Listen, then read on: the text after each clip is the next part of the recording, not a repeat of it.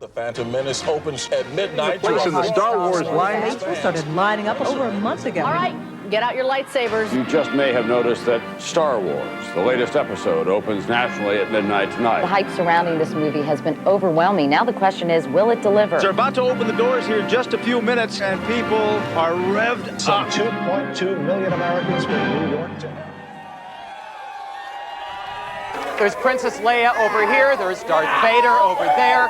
Many of these people have been here since Sunday afternoon, and it's a very good thing because look at this. The midnight showing is sold out. The Phantom Menace is showing right now around the clock. All these fans had advance tickets, but they wanted the best seats.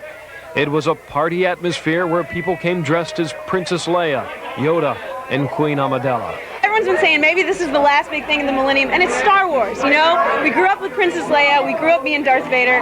It's just time, you know, to get out and support the new one. It's the movie event of the decade. That's why we're here. I've been waiting 15 years since Return of the Jedi came out to see the prequel. There's no way it's going to be a disappointment. Are there any of you that think this is going to be a lousy movie?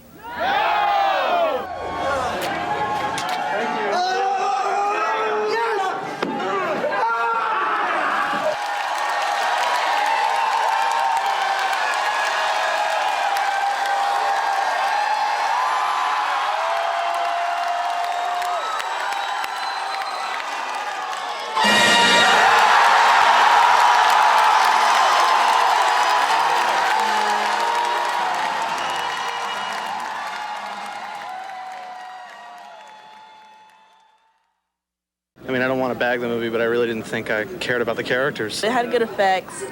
I'm not too big on the acting, but hey, that's just me. Thumbs way down. You didn't like it? No, I think I deserve a public apology from George Lucas. I was kind of disappointing in the ending. Star Wars The Phantom Menace was the most disappointing thing since my son. And I just remember, thinking, oh my God, is it really this, is it actually this bad? It just felt like being slapped in the face with a wet fish. It just didn't feel right, but I'm like, okay, I'm gonna stay with it, you know? It went from this glow up here in your heart, and then it descended, and then it went down, and then it just sat here, right? I'm starting to deflate a little bit, but, I'm still with Star Wars. It's gonna, okay, Jedi's not great, but, whatever, it's gonna be good, it's gonna be good. What I was used to seeing, from watching the originals in theaters were people cheering, there's big applause moments, big laughs. This was literally an almost like silent screening. That was the first time in my life that a movie has ever properly disappointed me and gutted me. George Lucas raped our childhood. George Lucas raped our childhood. George Lucas raped our childhood.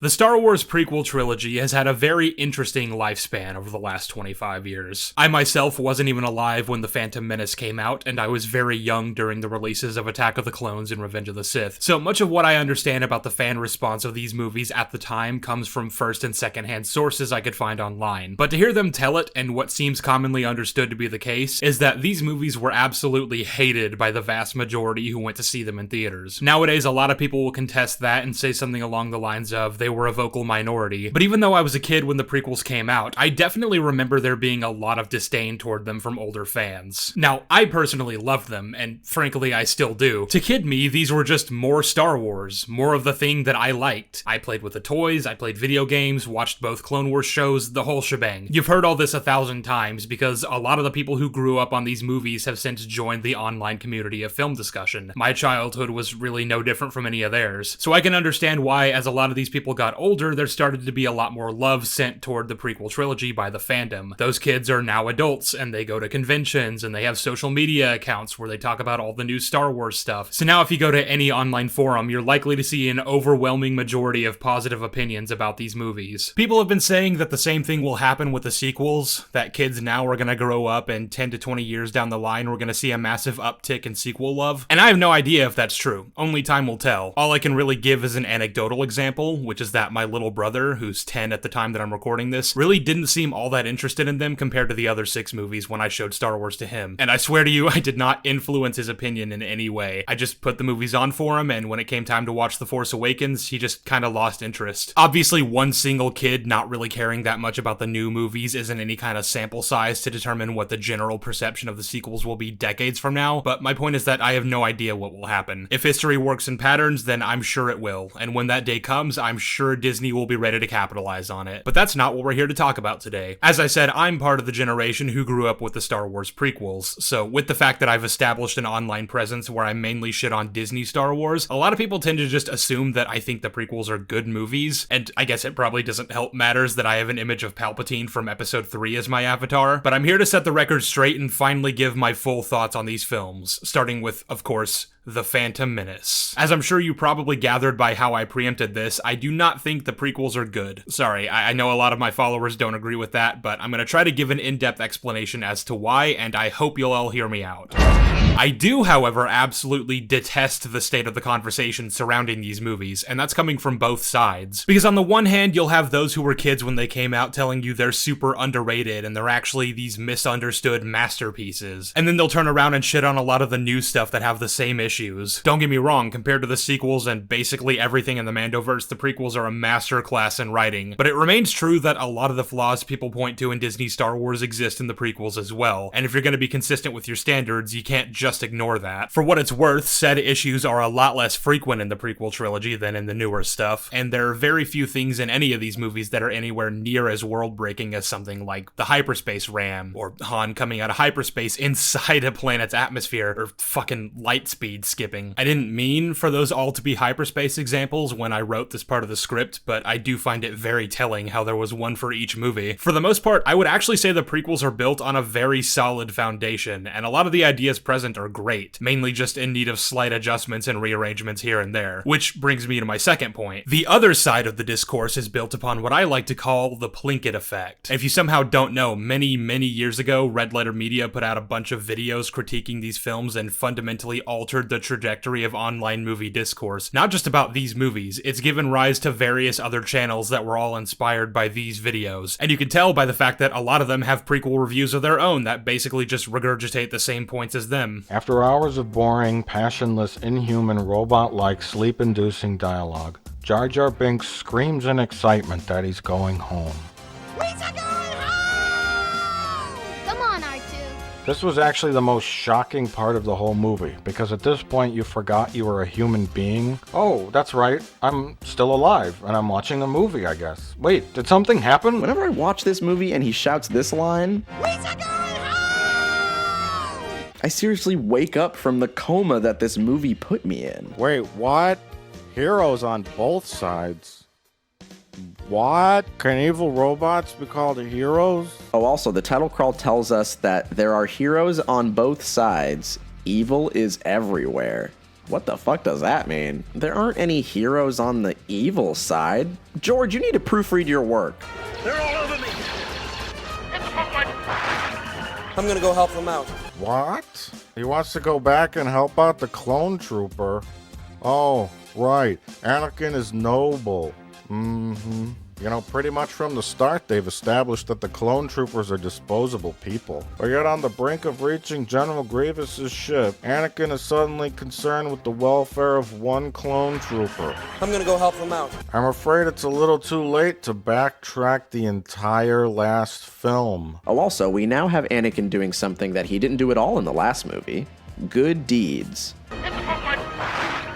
I'm gonna go help them out. See, in episode 2, Anakin is really fucking sinister. But it feels like George was like, oh shit, I made him too evil. I gotta remind people that he's supposed to be a good guy. And now in this movie, he feels like a completely different character than he was in the last one. These reviews also inspired a lot of channels to make their own long-form critiques of popular movies, Star Wars or otherwise, which obviously isn't something that I have anything against, as you can probably tell by the length of this video. The Plinkett videos did not have a wholly negative effect, but I do think that a lot of their arguments against the prequel trilogy are really fucking bad, and the fact that they've become the thing that everyone points to and repeats the talking points of makes it so that a lot of the discourse surrounding these films is riddled with shit takes. What's more, I really can't help but feel like a lot of the points made in the RLM videos are being done in bad faith, consciously or otherwise, as a result of the fact that Mike Stacklasa didn't like the movies. And I don't like to throw that accusation around lightly, because it's something that I myself am accused of all the time. But with some of the points I'm about to go over, it's kinda hard not to draw that conclusion, and I hope you'll see what I mean. Before we begin though, I should mention a few things. First, if you're not really interested in hearing me address and refute points made by other reviewers, and you just want to hear me talk about the film itself, I suggest you skip to this time code because this is gonna take a minute. Though I do think it is worth sticking around, because this is probably gonna be the area with the highest concentration of praise I have for the Phantom Menace, seeing as I'll be playing defense for it. And yes, specifically the Phantom Menace, because that's the only one I intend to go over in this video. Attack of the Clones and Revenge of the Sith will come in the next parts, so I think it's best to focus only on arguments Plinkett's made against Episode 1. The other thing I need to address is that I've criticized Plinkett in the past and was met with a lot of RLM fans defending these reviews by saying they're intentionally comedic and therefore not to be taken seriously. Basically just the lame CinemaSins defense all over again. But frankly, I don't think Mike would be very appreciative of that as a defense, because while he is obviously playing a character and hamming it up for comedy, he does seem to be making most of these points in earnest. He'll make a few joke points here and there, but he makes sure you can always tell the difference between when he's being serious and when he's just goofing around. I think if you asked him if you're meant to take his reviews seriously, he'd probably say yes, and again, he probably wouldn't like hearing that people disregard his entire review as satire just because he tried to make it funny. He makes us laugh, and he loves us. All you care about is intelligence and competence. Not sure I appreciate this defense. Besides, like I already said, the Plinkett reviews have essentially shaped anti-prequel discourse over the last 15 years, with a whole bunch of people parodying the points made in them as though they're real arguments. So even if the original reviews are actually just an elaborate parody, these are still points that are worth knocking down, if only so that some of the people who make them finally realize why they're not very good. So with all that in mind, let's circle back to what I said a minute ago so I can explain what exactly I mean about him not approaching these movies in good faith. It's made immediately apparent that he finds these movies incredibly boring. They were just on some kind of boring mission that they didn't really care about. Plus, they're fucking boring themselves. It opens with some boring pilot. I found myself utterly bored already. Without saying one word of awkward, boring political dialogue that goes on for 10 minutes. Number 6. Invasion of boring. Escape from the planet of boring. Boring. After hours of boring, passionless, inhuman, robot-like, sleep-inducing dialogue. Which is actually a pretty interesting thing for him of all people to say, given how he opened up the first video. You're someone who's under the age of like 20, who says his least favorite film in the series is The Empire Strikes Back because it was the most boringest one. Then I suggest you shut this review off right now. But anyway, one of the main reasons he finds the movie boring is that it deals with political and economic conflicts like the taxation of trade routes, Senate proceedings, etc. He doesn't outright say this about the title crawl, but he makes his feelings about it quite clear. So the Jedis are there to do what exactly?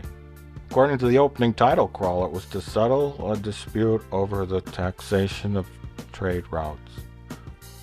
Oh. And if I were to hazard a guess, he either didn't pay full attention to the title crawl, or he didn't read it at all and just asked whoever was watching it with him to summarize it because it was just so boring. The reason I believe this is because other than that one snippet I just played for you, he doesn't reference it ever again, and then he proceeds to get a lot of information wrong about the film, which he would have better understood if he'd read the title crawl. For example, he asks this. So the Trade Federation have set up a blockade around Naboo in order to stop them from getting space supplies. Why would an organization called the Trade Federation want to blockade trade? If they were like a bureaucracy that was in charge of overseeing and regulating trade routes, you'd think they'd be happy about the whole new space taxes. Now, in the title crawl, it's made clear that the taxation is being done to the Trade Federation. The Republic are regulating their trade routes, and in protest of that, they've set up a blockade around one of their member worlds. This already comes off as pretty obtuse, as I don't think you would have even need to have read the title crawl to understand this, but I guess I can see how one might just assume the Trade Federation benefits from trade taxation, even if the film is explicitly telling you otherwise. Then he opens part 3 by talking about how Palpatine's plan doesn't make any sense, while then simultaneously making it clear that he doesn't actually understand the plan himself. So I think this is what happened, I'm not sure. but Palpatine wanted to create a crisis on Naboo so that the naive young queen would propose a vote of no confidence for Chancellor Valorum. This would lead to Palpatine getting elected in his place, right? Like, I mean, that's the plot, I think. He then uses that faulty understanding of the plan to criticize all the ways in which Palpatine does things that are counterintuitive to it. So how does killing the Jedi or creating a communications blackout on the planet even get word back to the Senate that there is a crisis? What Palpatine actually wants to happen is for the Trade Federation to invade and force Queen Amidala to sign the treaty that would legalize said invasion. That way there'd be nothing Chancellor Valorum could do to force them to leave Naboo, despite the fact that the Naboo are very clearly suffering under them. Then Palpatine would be the one to call the vote of no confidence on the Chancellor, and he would have garnered sympathy from the Senate because Naboo is his home, and as far as they all know, all he wants is for this to stop. That sympathy would then help propel Palpatine into the position of Chancellor once he was up for election. He doesn't want the Queen to escape Naboo, which is why when he finds out Valorum sent 2 Jedi to negotiate, he orders them killed. And the Jedi? The Chancellor should never have brought them into this. Kill them immediately. Plinkett would be correct in saying that having the Jedi killed is dumb, if it was indeed in Palpatine's interest for them to rescue the Queen and take her to Coruscant, but that's not what he wanted to happen. That's why he sent Darth Maul after them and ordered him to kill the Jedi and bring Amidala back to Naboo. Move against the Jedi first. You will then have no difficulty in taking the Queen to Naboo to sign the treaty. But then Maul fails, and they do make it to Coruscant, so Palpatine used that to his advantage, because he's crafty like that. And this is why Palpatine has the Trade Federation disrupt communication, assuming that's not just something they would have done anyway, seeing as it's an obvious invasion tactic if you can actually do something like that. He doesn't want the Queen or anyone else to have any way of telling people on Coruscant what's happening. Otherwise, it might later be able to be argued that the treaty was signed under coercion and is therefore not valid. The Queen could have tried to argue that after the fact, but she would have had no evidence to back up her claim, so it would have just been hearsay, and we're shown explicitly in the film where your word against mine gets you in the Senate. And finally, the clip I just showed you demonstrates that Plinkett doesn't realize the Senate already know about the crisis on Naboo, and have been debating about it endlessly for what we can presume are weeks if not months. That is again something we're taught in the title crawl. So, the Trade Federation disrupting communications on the planet would in no way impede the rest of the galaxy from finding out about it. Plinkett then asks why the word of 2 Jedi Knights wouldn't be enough to convince the Senate that what Queen Amidala was saying was true, if they were apparently entrusted by the Chancellor himself to resolve the matter. At the end of the movie, Amidala goes back to the planet to solve the problem herself, because the Senate wanted to send an independent team to investigate whether or not the invasion was real. I guess the testimony of 2 Jedi Knights wasn't good enough. Those were the guys that Valorum trusted enough to settle the whole dispute in the first place?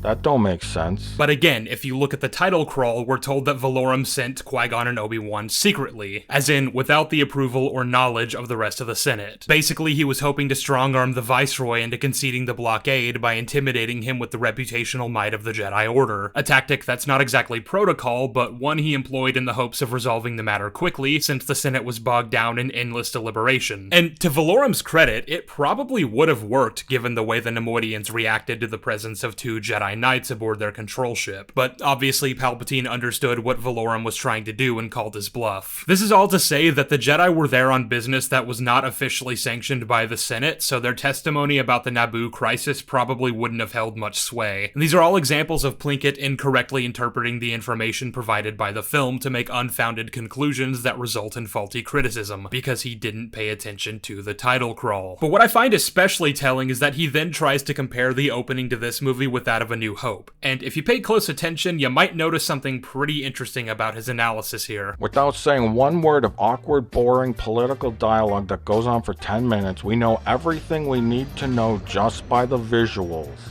Rebels, Empire. We get a sense of how small and ill-equipped the rebels are and how large and powerful the Empire is. The low angle implies dominance, and the length of the Star Destroyer implies the long reach of the Empire. This shot says everything we need to know without saying one word. Now, I am not here to argue that the opening of A New Hope is in any way bad. It's a great way to open up an excellent film, one that's far better than The Phantom Menace for that matter. But one thing you might have caught was the fact that when analyzing this scene, Mike used information that was explained to us in the title crawl, that we simply couldn't possibly have known had we gone into this movie by itself. Pretend for a moment that you've never seen or heard anything about Star Wars, and someone put this movie on without showing you the title crawl. all. All you would know is that there are two spaceships flying over a planet. One is small and one is massive, the latter of which is shooting at the former. Without the context, you would have no way of knowing from just this scene alone that the larger ship belongs to an empire and that the smaller one being chased is the property of a rebellion against said empire. You wouldn't find any of that out until later. And I've heard it argued before that we shouldn't need to rely on a title crawl to explain crucial information about a movie, but honestly I think that's pretty unfair. There are some stories that just have too much information to get across that you wouldn't be able to exposit naturally, or without halting a scene to explain things in ways that would severely damage the pacing. That's why we tend to allow the beginning of a movie to tell us whatever it needs to for us to understand what's going on. I mean, hell, Fellowship of the Ring opens with a 6-minute exposition dump telling us all we need to know about Sauron, the rings, and the state of the world as we're about to see it. And I don't see anyone complaining about that because that's all information that we need for any of this story to make sense. That all being said, I don't see why it's such a big ask that you read 3 paragraphs floating through space that last for about a minute. Another really strange point made in these videos that I see parroted all over the place is the one about how the Phantom Menace has no clear protagonist. I want you to tell me who the main character of the Phantom Menace was. There's no main character. The characters that are in this movie don't have any traits or personalities. But as you watch the movie, I challenge you to figure out who the main character of this movie is. You can't. Plinkett spends basically the entirety of part 1 explaining what a protagonist is, why movies typically have them, and then complains that there isn't one in The Phantom Menace. Apparently it wasn't the Jedi because they're, boring. I can tell you it's not the Jedi. They were just on some kind of boring mission that they didn't really care about. And it's not any of the other characters he goes on to mention for similar reasons that are totally arbitrary. If a protagonist has no concept of what's going on or what's at stake, then there's no real tension or drama. This describes Anakin because he's, a kid? I guess. Anakin apparently doesn't know what's going on because he's a child. I don't know, guys. He seems to have at least some idea of what's at stake here. It should go without saying that the protagonist of this movie is Qui-Gon. I really don't see why it's so hard to grasp that, but he and everyone who absorbed his shitty arguments like sponges and have been vomiting them back out on their own respective platforms fail to see how that could possibly be the case. So I guess I gotta explain it. I tried to find if there was some kind of like official literary definition of protagonist that my dumbass just doesn't know about, but everywhere I looked I ended up with the same answer. The term protagonist is essentially synonymous with main character. That is, as long as you are the most important character in some respect and the story mainly follows you throughout the plot, you are the protagonist. It is entirely possible for a story to have no one single main character, and that's totally fine. Plinkett even acknowledges this in his review. Now this of course doesn't apply to every movie. Now I need to explain that I don't think that all movies should be the same or conform to the same kind of structure, but it works well in certain kind of movies. But he and I are in agreement that in a story like this one, it's probably best to have one. That said, I don't understand why he doesn't think Qui-Gon fits the bill. Plinkett uses a few different examples in pop culture to illustrate the typical traits you'll find in a protagonist, that being that he or she is an underdog, someone who's down on their luck or in a bad spot, or something in that ballpark, because it makes the protagonist more relatable and easy to root for. It's why we're so endeared to characters like Marty McFly, Peter Parker, or Luke Skywalker. But again, this is only one specific mold for what a protagonist has to look like, and Plinkett even acknowledges that. Protagonist is a Greek word that literally just means principal actor in a drama, which, like I already said, can apply to basically anyone who is a main character, even if they're not the typical Luke Skywalker type you might be used to. Hell, technically Walter White is the protagonist of Breaking Bad, and he's arguably the biggest villain on that show. Sure, he starts off with some of the traits mentioned, but over time, as he continually develops into the ruthless and monstrous Heisenberg, a lot of those same qualities fall by the wayside, and that's allowed when you understand that there's more than one way to tell a story. Qui-Gon is the protagonist because he's the character we follow for most of the movie with a significant stake in the plot, who constantly works to drive the story forward towards specific goals. I really don't know why this is so hard to grasp. Plus they're fucking boring. Oh, sorry, that's right, he's boring. My mistake. But there is also an argument to be made that one doesn't even necessarily have to heavily influence the story to be a protagonist. I mean, one of the main jokes about Raiders of the Lost Ark is that the story plays out exactly the same regardless of Indy's involvement. Does that suddenly make him any less of a protagonist? This is another reason why I'm not entirely convinced by Mike's arguments that it couldn't be Anakin. And then the things that are happening around him are pretty much out of his control or understanding. Plinkett does this exercise to round out the no protagonist point by having a bunch of his friends describe traits about the main characters in the original trilogy, and then try to do the same for those in the prequels. The basic idea being that if you have to resort to describing what they look like, the kind of costume they wear, their profession, or their role in the movie, then they don't have enough of a character to extrapolate from and are therefore poorly written. I imagine you can guess the results that follow. I don't remember that character. Okay, is Liam Neeson with the beard? Oh, yes. She is,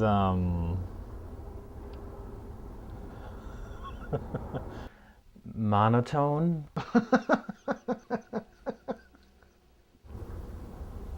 This is funny, by the way. I get it. There's a part of me that feels like it would be insulting to my audience if I explain why this is obviously meaningless, but since I've seen a lot of people point to it as one of the best parts of the review, I guess we should get into it. This example is entirely anecdotal and does nothing to establish if there actually are enough traits in any of the characters to draw from. Especially considering, like I said, the people being asked are all friends of Mike, some of whom are main members of the channel even to this day, who are clearly biased toward giving their friend the answers he wants and biased against the prequels because they don't like these movies. I think what would have worked a lot better, and this would still have been anecdotal at best, but at least it would have given us something to work with, is if he'd gone around asking people who were actually fans of these movies. Those who claimed The Phantom Menace was really good. If they couldn't meet the parameters of this challenge, then that might just be indicative of the point Plinkett's trying to make. And just because I know someone out there right now is missing the point, I'll also quickly rattle off some traits that instantly come to mind when asked about the characters mentioned in this exercise, to showcase that just because some people who saw the movie once, like several years ago, couldn't think of any, that doesn't mean they don't have them. Qui-Gon is a religious zealot who values the will of the Force beyond all else, and will actively subvert the wishes of his superiors if he thinks there's a better way to do things that are more in line with his principles. He values all life equally, and is seen as something of a maverick in that respect, because of the company he keeps that are generally overlooked as pathetic life forms. Queen Amidala is a naive but headstrong woman who cares deeply about the people around her and will do whatever it takes to protect them. Her privileged upbringing has caused her to be a bit sheltered, unaware of certain injustices that exist in other parts of the world, but she's not unsympathetic to those who are suffering. She's a natural leader who will fight on the front lines despite her status, and politically savvy despite her young age. People really called me a salty prequel fanboy for calling the Plinkett reviews bad, but despite the fact that he and I both agree these aren't good movies, I'm actually willing to meet them halfway, instead of just dismissing anything I don't like as boring. I could go on all day about how bad these videos are, but if I went over every single point I disagree with, this video would be 5 hours long before I actually started my review. The main point I'm trying to make here is that the Plinkett reviews aren't very good, and they popularized a lot of the same tired talking points about the prequels that I've heard basically my entire life. Like, the politics are bad because they're boring, and these are supposed to be kids' movies. Which, first of all, if you want to argue that kids wouldn't give a shit about the political maneuvering and only care about big, bombastic space battles, all I can really say is, speak for yourself, motherfucker! I found all of that stuff incredibly interesting as a kid, and I appreciate it even more as an adult because of the fact that it actually makes sense upon greater critical thought. But also, while I was rewatching this movie in preparation for this video, I was surprised by just how simplistic these scenes actually were when compared to more adult stories that deal with political intrigue. The Senate debate lasts for like 3 minutes movie time, and in that short span, it manages to get across all the information we need to understand the state of play. Amidala wants the suffering of Naboo to end, but the Trade Federation argues that they have no proof that anything amiss is even going on, so Chancellor Valorum is forced to acquiesce to the slow churning of a bloated and corrupt democracy rather than actually take action. In just a few minutes, we learn all we need to know about the Senate and how Palpatine is able to use it to his advantage in securing for himself ultimate power, all without bogging down the pacing at all. I'm not even criticizing this scene for being overly simplistic, even if it would realistically have probably lasted a lot longer if not for them trying to move things along for pacing reasons. But it is worth noting considering how many people try to argue how complicated this is, and therefore shouldn't be in a movie targeted for children. George Lucas has always said that these are kids' movies primarily, but he also wrote them to be for everyone. Well, it is a kids' film.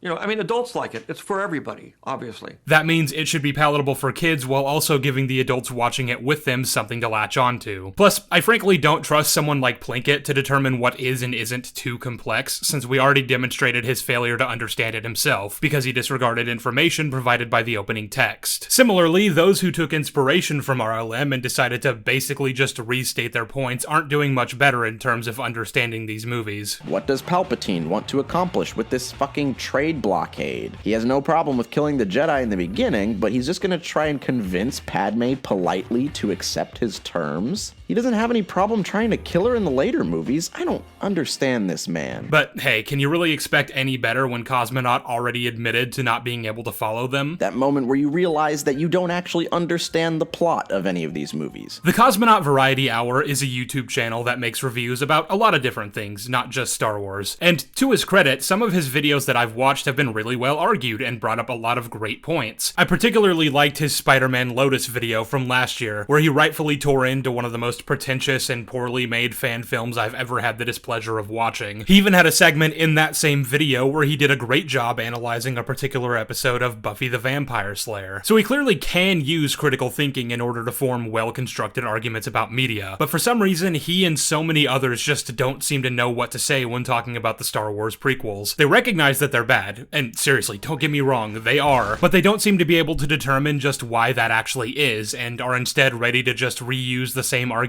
they heard from Red Letter Media, and reword them slightly so that you might not even notice it. One that I particularly found funny was that Cosmonaut also took issue with the Phantom Menace title crawl for basically the same reason as Plinkett, but instead of doing what Mike did and analyzing the opening scenes of each movie, he just directly compared the two different crawls from their respective movies. And right off the bat, the opening title crawl is just too much. Remember when I talked about how perfect the title crawl is in A New Hope?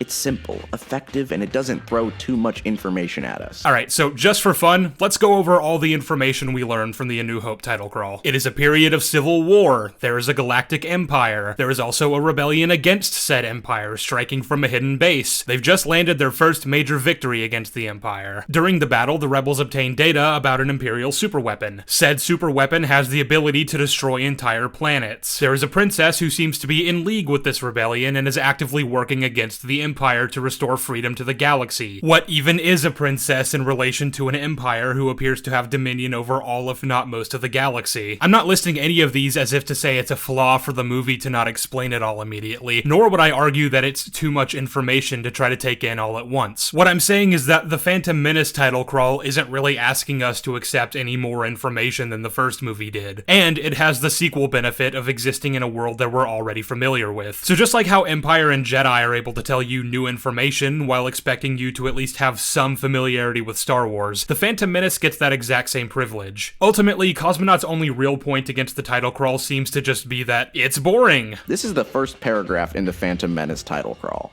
Turmoil has engulfed the Galactic Republic. The taxation of trade routes to outlying star systems is in dispute. This is the first indication of the tone of the movie.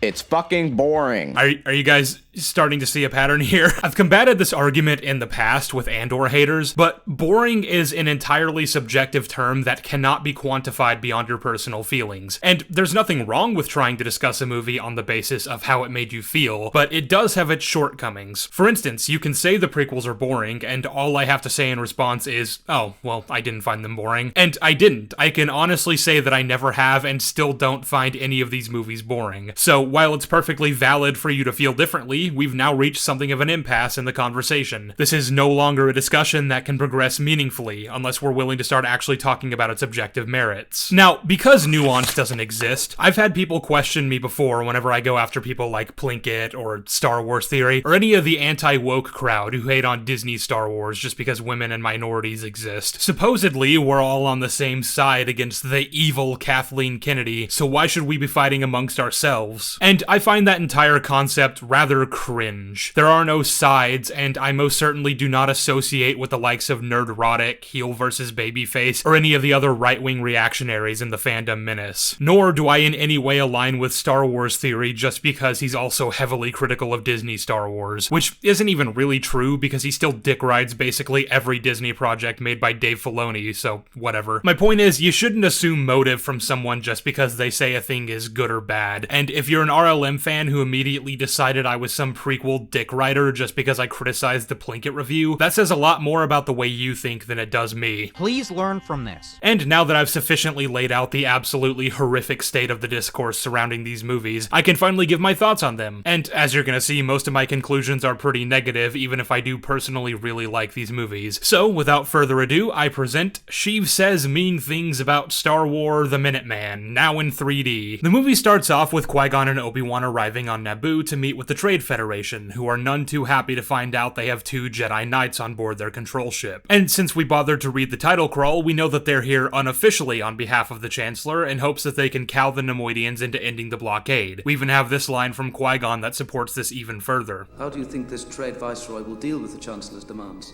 These Federation types are cowards.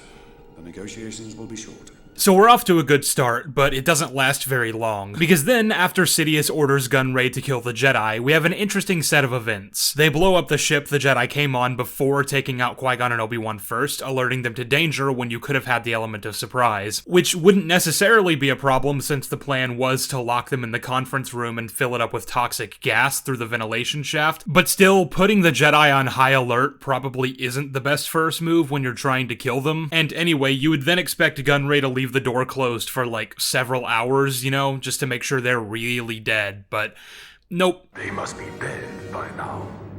Destroy what's left of them. I don't know, dude. It's been like 40 seconds. In fact, I would have assumed the plan wasn't just to lock them in a room and gas them, since they have these nifty little gadgets called lightsabers, which are particularly good at cutting into things, especially doors. So I would expect him to position his droids outside the room, wait for the Jedi to cut a hole in the door, and then they're forced to crawl through a relatively narrow hole, essentially bottlenecking themselves and making it a lot easier for the droids to fire on them. And maybe that's what Gunray was expecting to happen, but the Jedi decided instead to just stand there and wait for the door to open? I don't know about that one, Qui-Gon. We could be stuck here a very long time. I hope the Jedi can hold their breaths indefinitely, because otherwise, not a great plan. By the way, that was rhetorical anyway, since we learn later in this movie that they, in fact, cannot do that. But I guess they were just relying on the droids opening the doors immediately so the audience could be treated to that wonderful shot of lightsabers bleeding through the fog, signifying the emergence of 2 Jedi Knights delivering swift justice. I understand prioritizing spectacle over logical cause and effect, even if I vehemently disagree with that. But don't you think that's hindered somewhat by the fact that we already saw the lightsabers just a second ago? You know, because the Viceroy decided to blow up the ship first, alerting them to danger. Wouldn't this have worked better if this was the first time in the movie we saw their lightsabers? Also, I know that basically all of what I just said are points Plinkett made as well, so I'm anticipating the smooth-brained in the audience to call me a hypocrite for using RLM points immediately after saying their videos are shit. But I want to make it clear that I don't think every single point they made was bad. There are plenty I agreed with and am going to be bringing up in my video, and if you want to be bad faith and assume that means I'm stealing from him, then that's your business. I don't exactly have anything to prove. Though I figured it was also worth saying that just because Mike and I generally agree on how stupid this entire sequence is, that didn't stop him from making bad points about it as well. Also, moments earlier, the Jedi willingly drank tea that was given to them. Hey,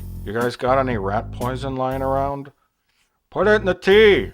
Put it in the tea! If you actually pay attention to the sequence of events, TC-14 offered the pair of Jedi their refreshments before the Nemoidians had been set on killing them. They weren't sure what to do about the Jedi at first, which is why they called Sidious, and he told them to kill them. So no, it is not valid to say that they should have poisoned their drinks. You see how that works? I'm going to great lengths here to try and make it clear that just because I agree with a Plinkett point, that does not mean I'm piggybacking off of his arguments. Furthermore, I accused various other creators of stealing his points for their own videos, but the important distinction was that I made sure to only show examples of them regurgitating his inaccurate arguments. Ones that, if you apply even a modicum of critical thought to, you'll realize they don't actually make any sense, which tells me that they didn't apply very much critical thought to them. I hope you guys see the difference. Anyway, then Qui-Gon and Obi-Wan try to get up to the bridge, but before they can get past the blast doors, they encounter a set of droidicas that prove to be a match for them. So they have to book it out of there, and when I say book it, I mean book it. The film decides to introduce a new force power that allows Jedi to run really fast, but thankfully that'll never need to be used again. They decide to go down to Naboo to warn them of the invasion, and Qui-Gon says they should go down on separate transports, which is stupid, pointless, and runs the risk of separating them by thousands of miles once they reach the planet. I'm trying to skip past points you guys have heard 1,000 times to prove that I'm not an unoriginal hack. To that end, I'm having a lot of trouble trying to figure out where exactly the Gungan city is supposed to be in relation to Theed, because the film provides us conflicting information on the subject, and depending on which is true, I have issues. So I basically just always assumed they were on essentially opposite sides of the planet, given the fact that Boss Nass said this. The speediest way to the Naboo is going through the planet core.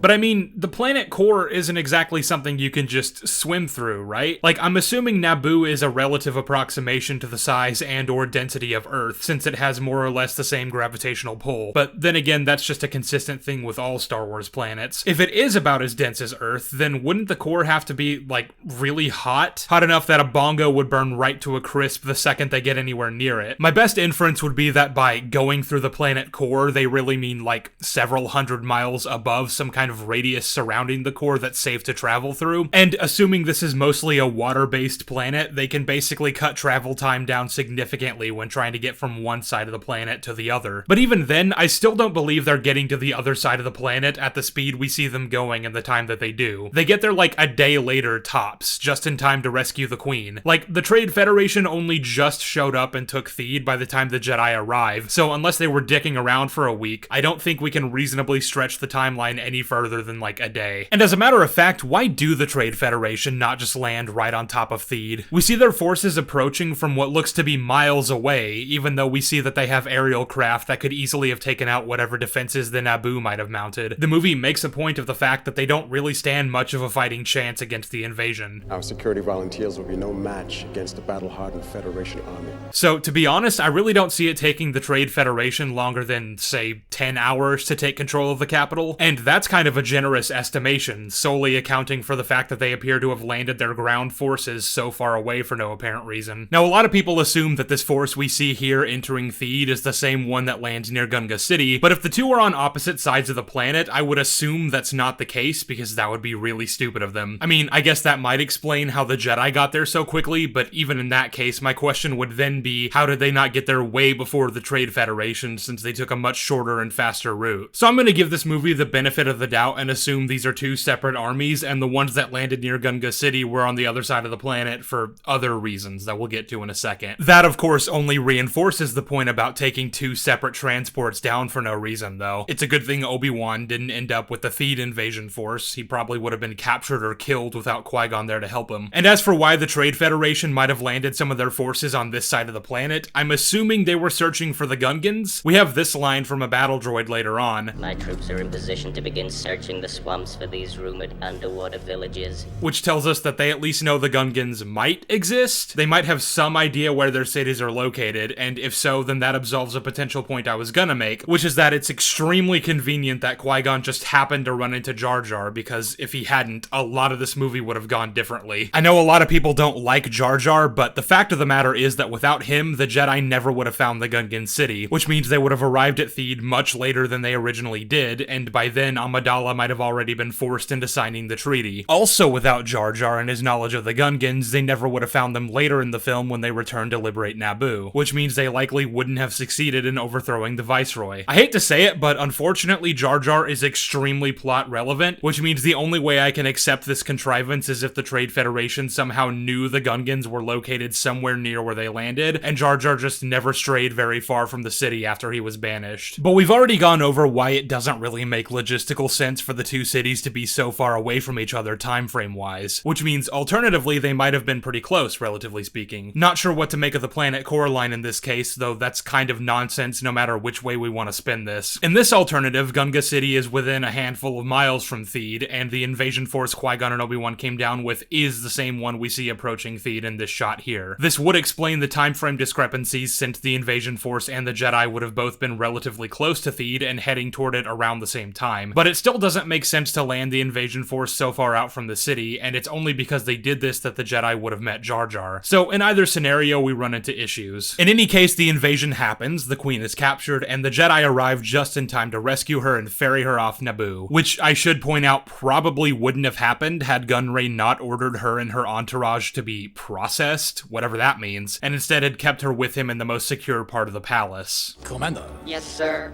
Process them. Captain, take them to Camp 4. Roger, roger.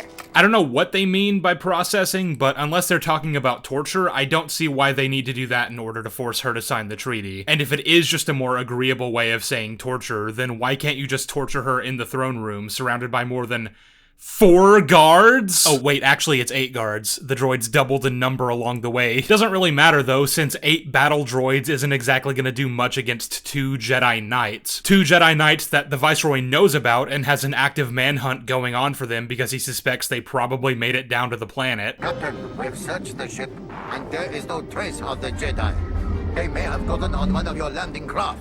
If they're down here, sir, we'll find them. So I don't want to hear a single one of you argue that he didn't think anything was likely to happen if he let her out of his sight. I can also see an argument being made that the Jedi probably still would have been able to rescue her even if she was under heavy security, because their only real opposition hasn't exactly proven to be very effective so far. But at least then Newt Gunray would be making an intelligent decision informed by the motivations of his character, so I would be fine with that. In fact, I would prefer that, because then the plot still ultimately plays out the same way, just without damaging the intellect of one of the main villains. The rescue of the Queen then facilitates the escape from the trade blockade, and there are a few problems I have with this sequence. The first being a general criticism of the directing. Now, contrary to popular belief, I do actually think The Phantom Menace is overall fairly competently directed. It's certainly not the next Villeneuve film, but it's mostly solid, if sometimes bland. But this specific sequence kind of rubs me the wrong way because there's just such a lack of energy to it. I don't like to use boredom as a criticism, but I will here because I would say my boredom was a symptom of the fact that it was really difficult for me to engage with what was happening despite my best efforts. None of the characters really seem to give a shit that their lives are in any danger. The shield generators go down, and the announcement of this fact is delivered like a casual inconvenience. Shield generator's been hit! Hell, maybe that just comes down to bad acting. But similarly, when the shield generator comes back on, he couldn't be less excited about it. That little droid did it! None of the characters here give a fuck. If we can't get the shield generator fixed, we'll be sitting ducks. And I think that works with a character like Qui-Gon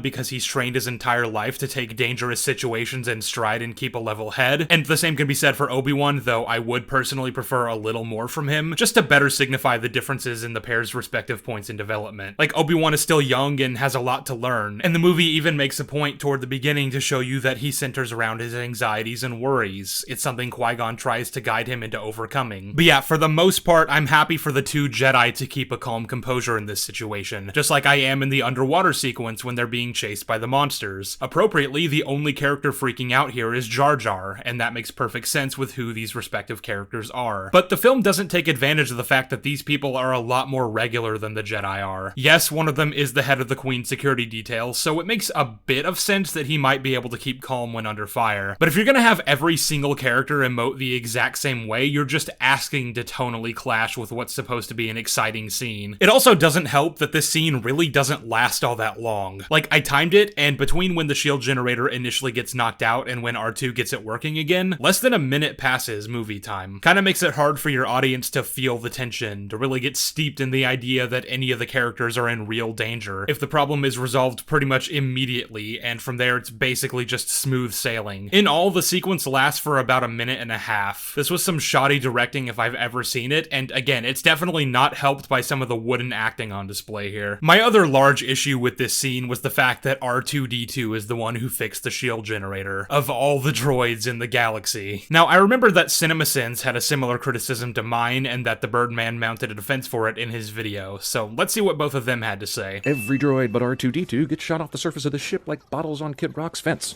R2, though, that f***er is indestructible, of course. R2-D2 is made important to the story because he didn't get destroyed. You always do this. You suggest it's convenient that a character survives or is in the right place at the right time, but you fail to understand the story happens because they're there. This is a prequel. R2 isn't important yet, and he only is important because you've seen the previous movies. For someone watching these movies in chronological order for the first time, this isn't a problem. It's like complaining about a character in a September 11th movie surviving when the movie was only made about them because they survived. Okay, so the Birdman's wrong here, and it comes down mainly to the context of who's being talked about here. That would make sense as a defense if we were talking about characters like Anakin and Obi-Wan, whose stories do directly lead into the events that we see in the first trilogy. Their roles in the OT and the narrative surrounding it are completely reliant on what events took place surrounding them in the prequels. The same cannot be said for R2 or C-3PO, who also shows up in this movie as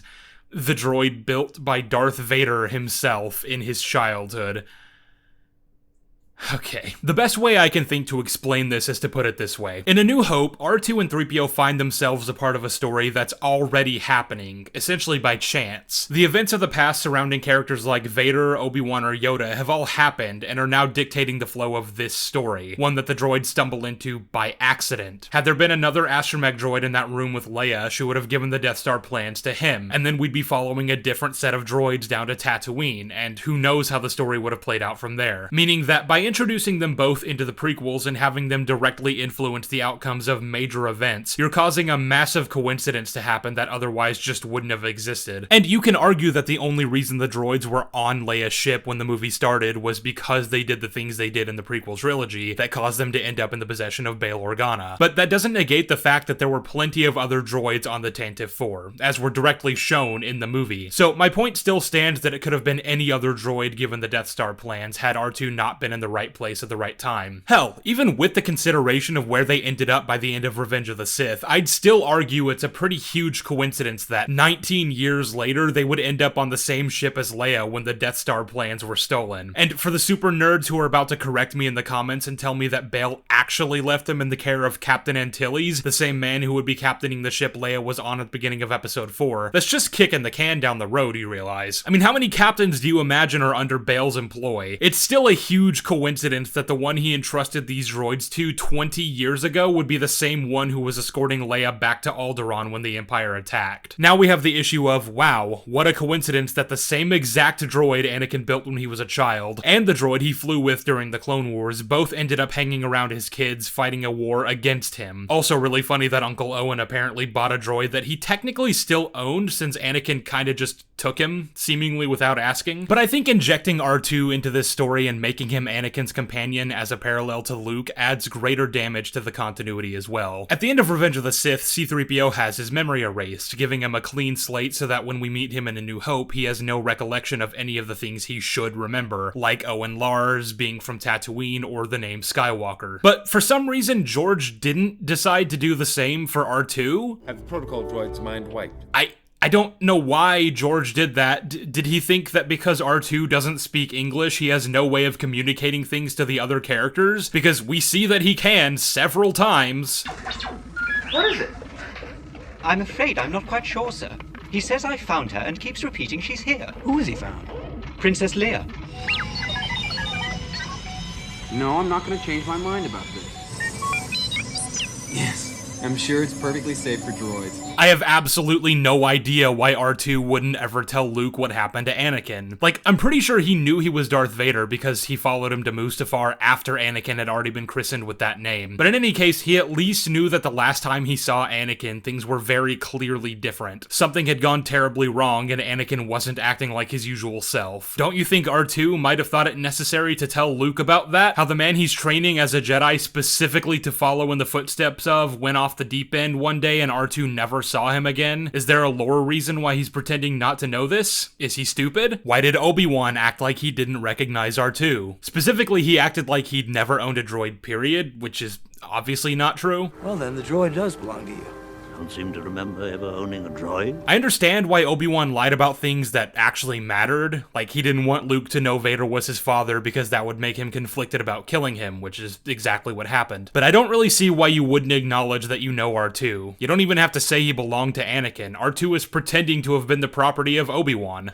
He claims to be the property of an Obi-Wan Kenobi. I recognize how nitpicky this all is, but the reason I'm highlighting it is because the prequels generally have this issue of things not quite matching up with what we're told in the originals. Little things like the fact that Obi-Wan refers to Yoda as the Jedi Master who instructed him, and says that he took it upon himself to train Anakin, when in reality it was forced upon him as a dying wish. Both of these examples leave out the detail of Qui-Gon, which people will defend by saying that he didn't think it was worth explaining to Luke who Qui-Gon was, since it wasn't relevant. And I think that's fair. I'm just saying that there's a bit of an incongruity that we're having to smooth over with things like, well, Yoda wasn't really Obi-Wan's master like we thought, but he did technically train a lot of younglings, so Obi-Wan was probably one of them. There are other examples too. Why does everybody act like the Jedi are some ancient religion that nobody even remembers, despite the fact that they existed when most of the people in this room were young adults? Why do all the Jedi wear robes similar to Obi-Wan's in A New Hope, despite the fact that that was originally meant to be unassuming desert garb to disguise the fact that he was a Jedi? Do you see how this looks to us, sir? Are you telling me you woke up today and accidentally dressed like a Jedi?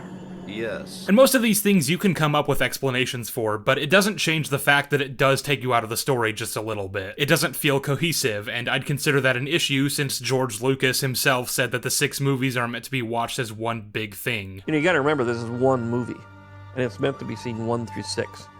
So, I think when you watch the actual movie in order, the story will become very clear. Anyway, for the most part, I think everything we've gone over so far has been pretty minor in terms of criticism. I do think that by this point in the film, while we've definitely had some bumps in the road, we're still mostly doing okay. The film is still solid, but now that we've left Naboo, we're on our way to Tatooine, and this is where the movie completely loses its footing, if you ask me. I'd like to explain, but before I can do that, we have to go back to looking at the meta a little bit. Specifically, what is the Force as it was originally established in the OT, and what seems to have changed in the prequels. I think that in terms of the way the story plays out, it is an astronomical anomaly that, of all the places the Jedi could have ended up after taking damage from escaping Naboo, it just so happens to be the planet where the Chosen One lives. Not that it's unlikely they would have selected Tatooine to set down on, the film does tell us that it's pretty close to Naboo, so it's a likely enough choice, but the fact that of all the planets in all the galaxy the Chosen One could have ended up living on by the time Qui-Gon arrives there, it just happens to be Tatooine. Qui-Gon was on a mission completely unrelated to Anakin or the prophecy, but he just happened to stumble into a being of divine destiny, essentially by chance. So, I think there are 2 ways to look at this. Either it's a major contrivance, hands down, like the most unlikely event to ever play out in any story ever, possibly. Or alternatively, finding him was the will of the Force.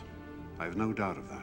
It was the will of the Force. Okay, this is gonna be a doozy. Give me a minute to lay it all out. The Force was described in the OT as an energy field created by all living things that surrounds us, penetrates us, blah blah blah. You've all heard the mantra. But nowhere in these 3 movies do we ever get the indication that the Force is anything beyond that. It flows in tandem with the chorus of life, and certain people have trained themselves to live in harmony with it. Remember, a Jedi can feel the Force flowing through him. You mean it controls your actions?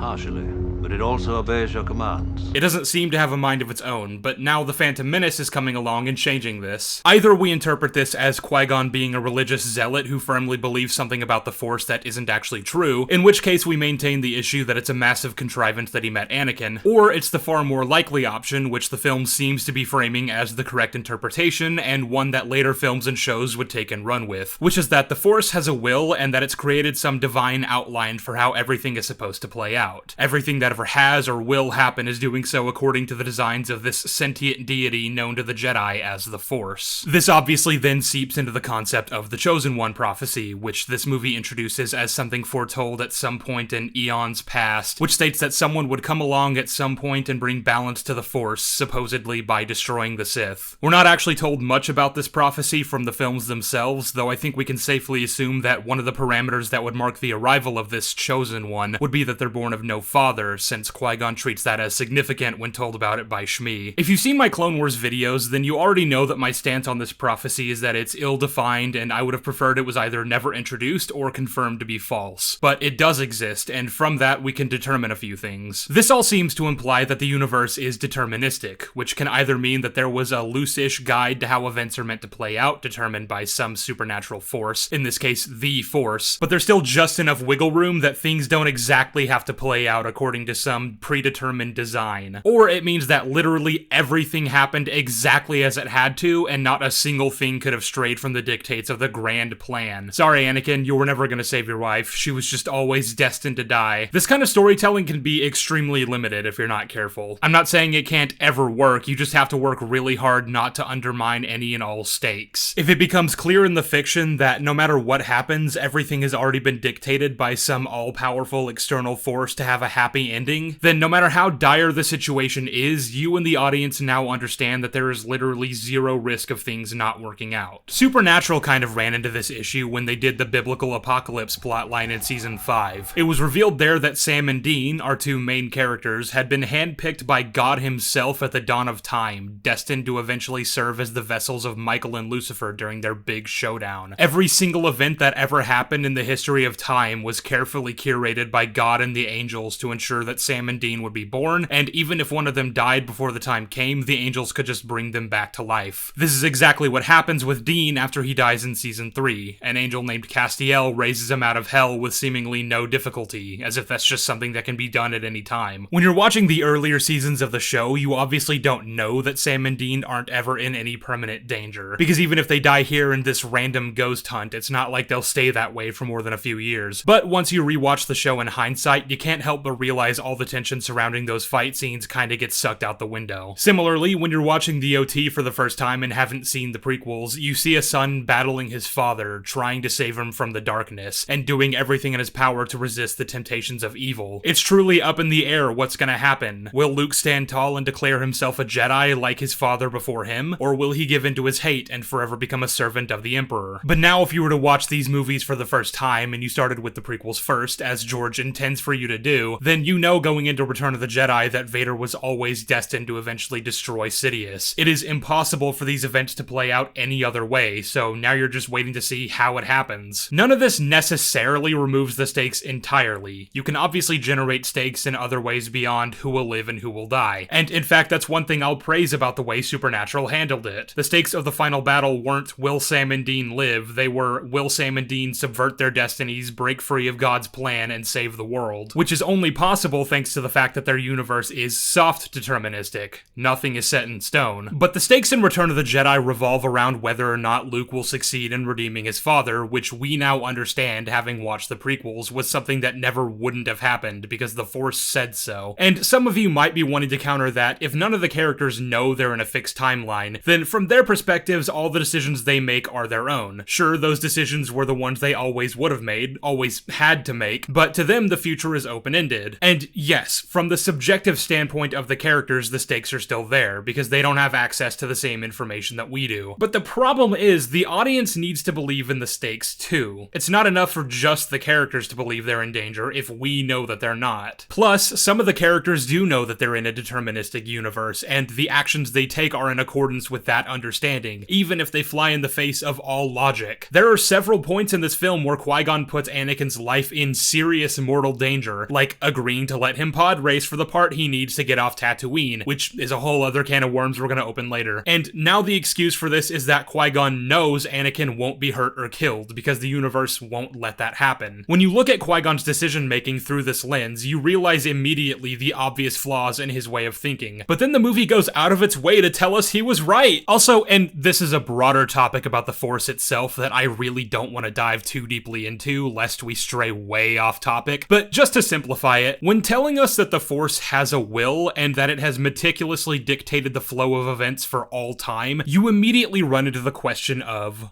why? What is the Force gaining out of this? If it seeks to achieve balance within itself, then why create beings like the Sith that disrupt that balance? And if it's the answer theists use to justify evil in our own world, which is that God allows suffering on Earth because he wants us to have free will, then that brings me right back to the question of why. The Force is always framed by the narrative to be a good thing. Whether it's just an energy field without a consciousness, or some kind of divine being akin to God who expresses its will to a select few for them to carry it out, the common denominator across all of Star Wars is that the Force is good. But when you realize that it's an entity with its own motivations that not only allows suffering to exist, but specifically manipulates events so that suffering happens en masse, you run into an inherent thematic contradiction. Free will is one thing, it's another entirely to specifically position the flow of events so that evil dominates good, only so that good can eventually triumph and then rinse and repeat. It's senseless, it's cruel, it's why do we want the Force to be like this? All that is to say, it's either a huge contrivance that Qui-Gon and Anakin wound up in the same place, or we've introduced something that has seriously bad implications on the way the world of Star Wars works, which would go on to have severe ramifications to the Star Wars canon overall. It's directly contradictory to the concept that the future is always in motion, as Yoda says, but then again, I guess he's just wrong. Regardless, they end up on Tatooine, and Qui-Gon decides to go into town to try and find a new hyperdrive generator. Before we get into any of that though, let's take a look at our lineup. Going on this mission with Qui-Gon are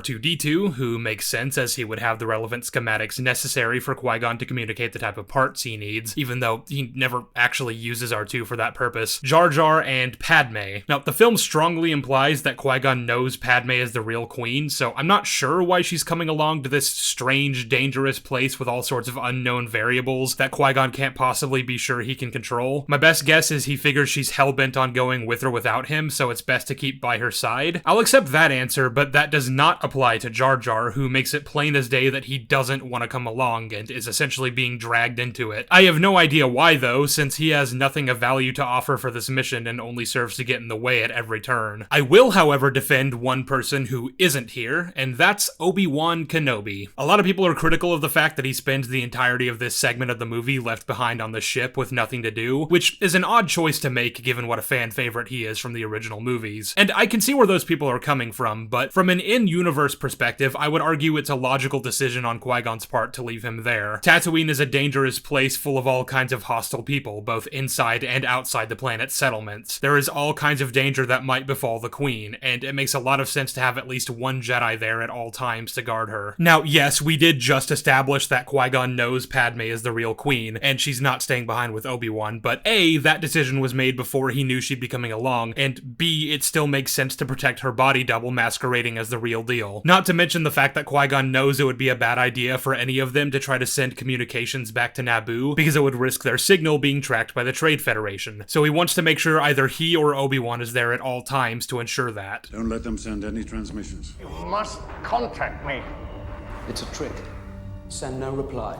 Send no transmissions of any kind. From an out-of-universe standpoint, my feelings on this are a bit more muddy. On the one hand, I think George was probably trying to sideline Obi-Wan so that all eyes wouldn't be drawn to him the entire time, and that way we could shine more of a light on Qui-Gon, since he is the main character. But I also think it's important to have Obi-Wan spend time with Anakin to get to know him a little bit, experience some of the miracles Qui-Gon witnessed that led him to believe Anakin was the chosen one. And I'm not saying that because I want him to also believe what Qui-Gon believes. Quite the opposite, in fact. I think it would make it even more interesting to have two Jedi look at the exact same data and come to wildly different conclusions about what it means. It would inform us about their respective worldviews, and once again, it could highlight the differences in their respective levels of training. Obi-Wan, who still has much to learn, is much more willing to stick to the dogma purported by the Jedi Council. He's less inclined to think outside the box because he still isn't quite sure of himself, whereas Qui-Gon has surrendered himself entirely into service of the Force, above even the authority of the Jedi. We still have these conversations between the two characters, where they disagree about the prophecy and whether Anakin should be trained, but I just think it would have been much more interesting if Obi-Wan had been there to see it all for himself. Either way though, I actually also think it works for what it is, that he never properly got to know Anakin, and that training him was something he initially viewed as an unwanted chore, rather than what you would have expected from the way he reminisced on Anakin in the later films. So the gang heads into town at Mos Espa, and Qui-Gon's first move is to try one of the smaller dealers, going into Watto's shop, and this is where we get our iconic introduction to a young Darth Vader. Are you an angel?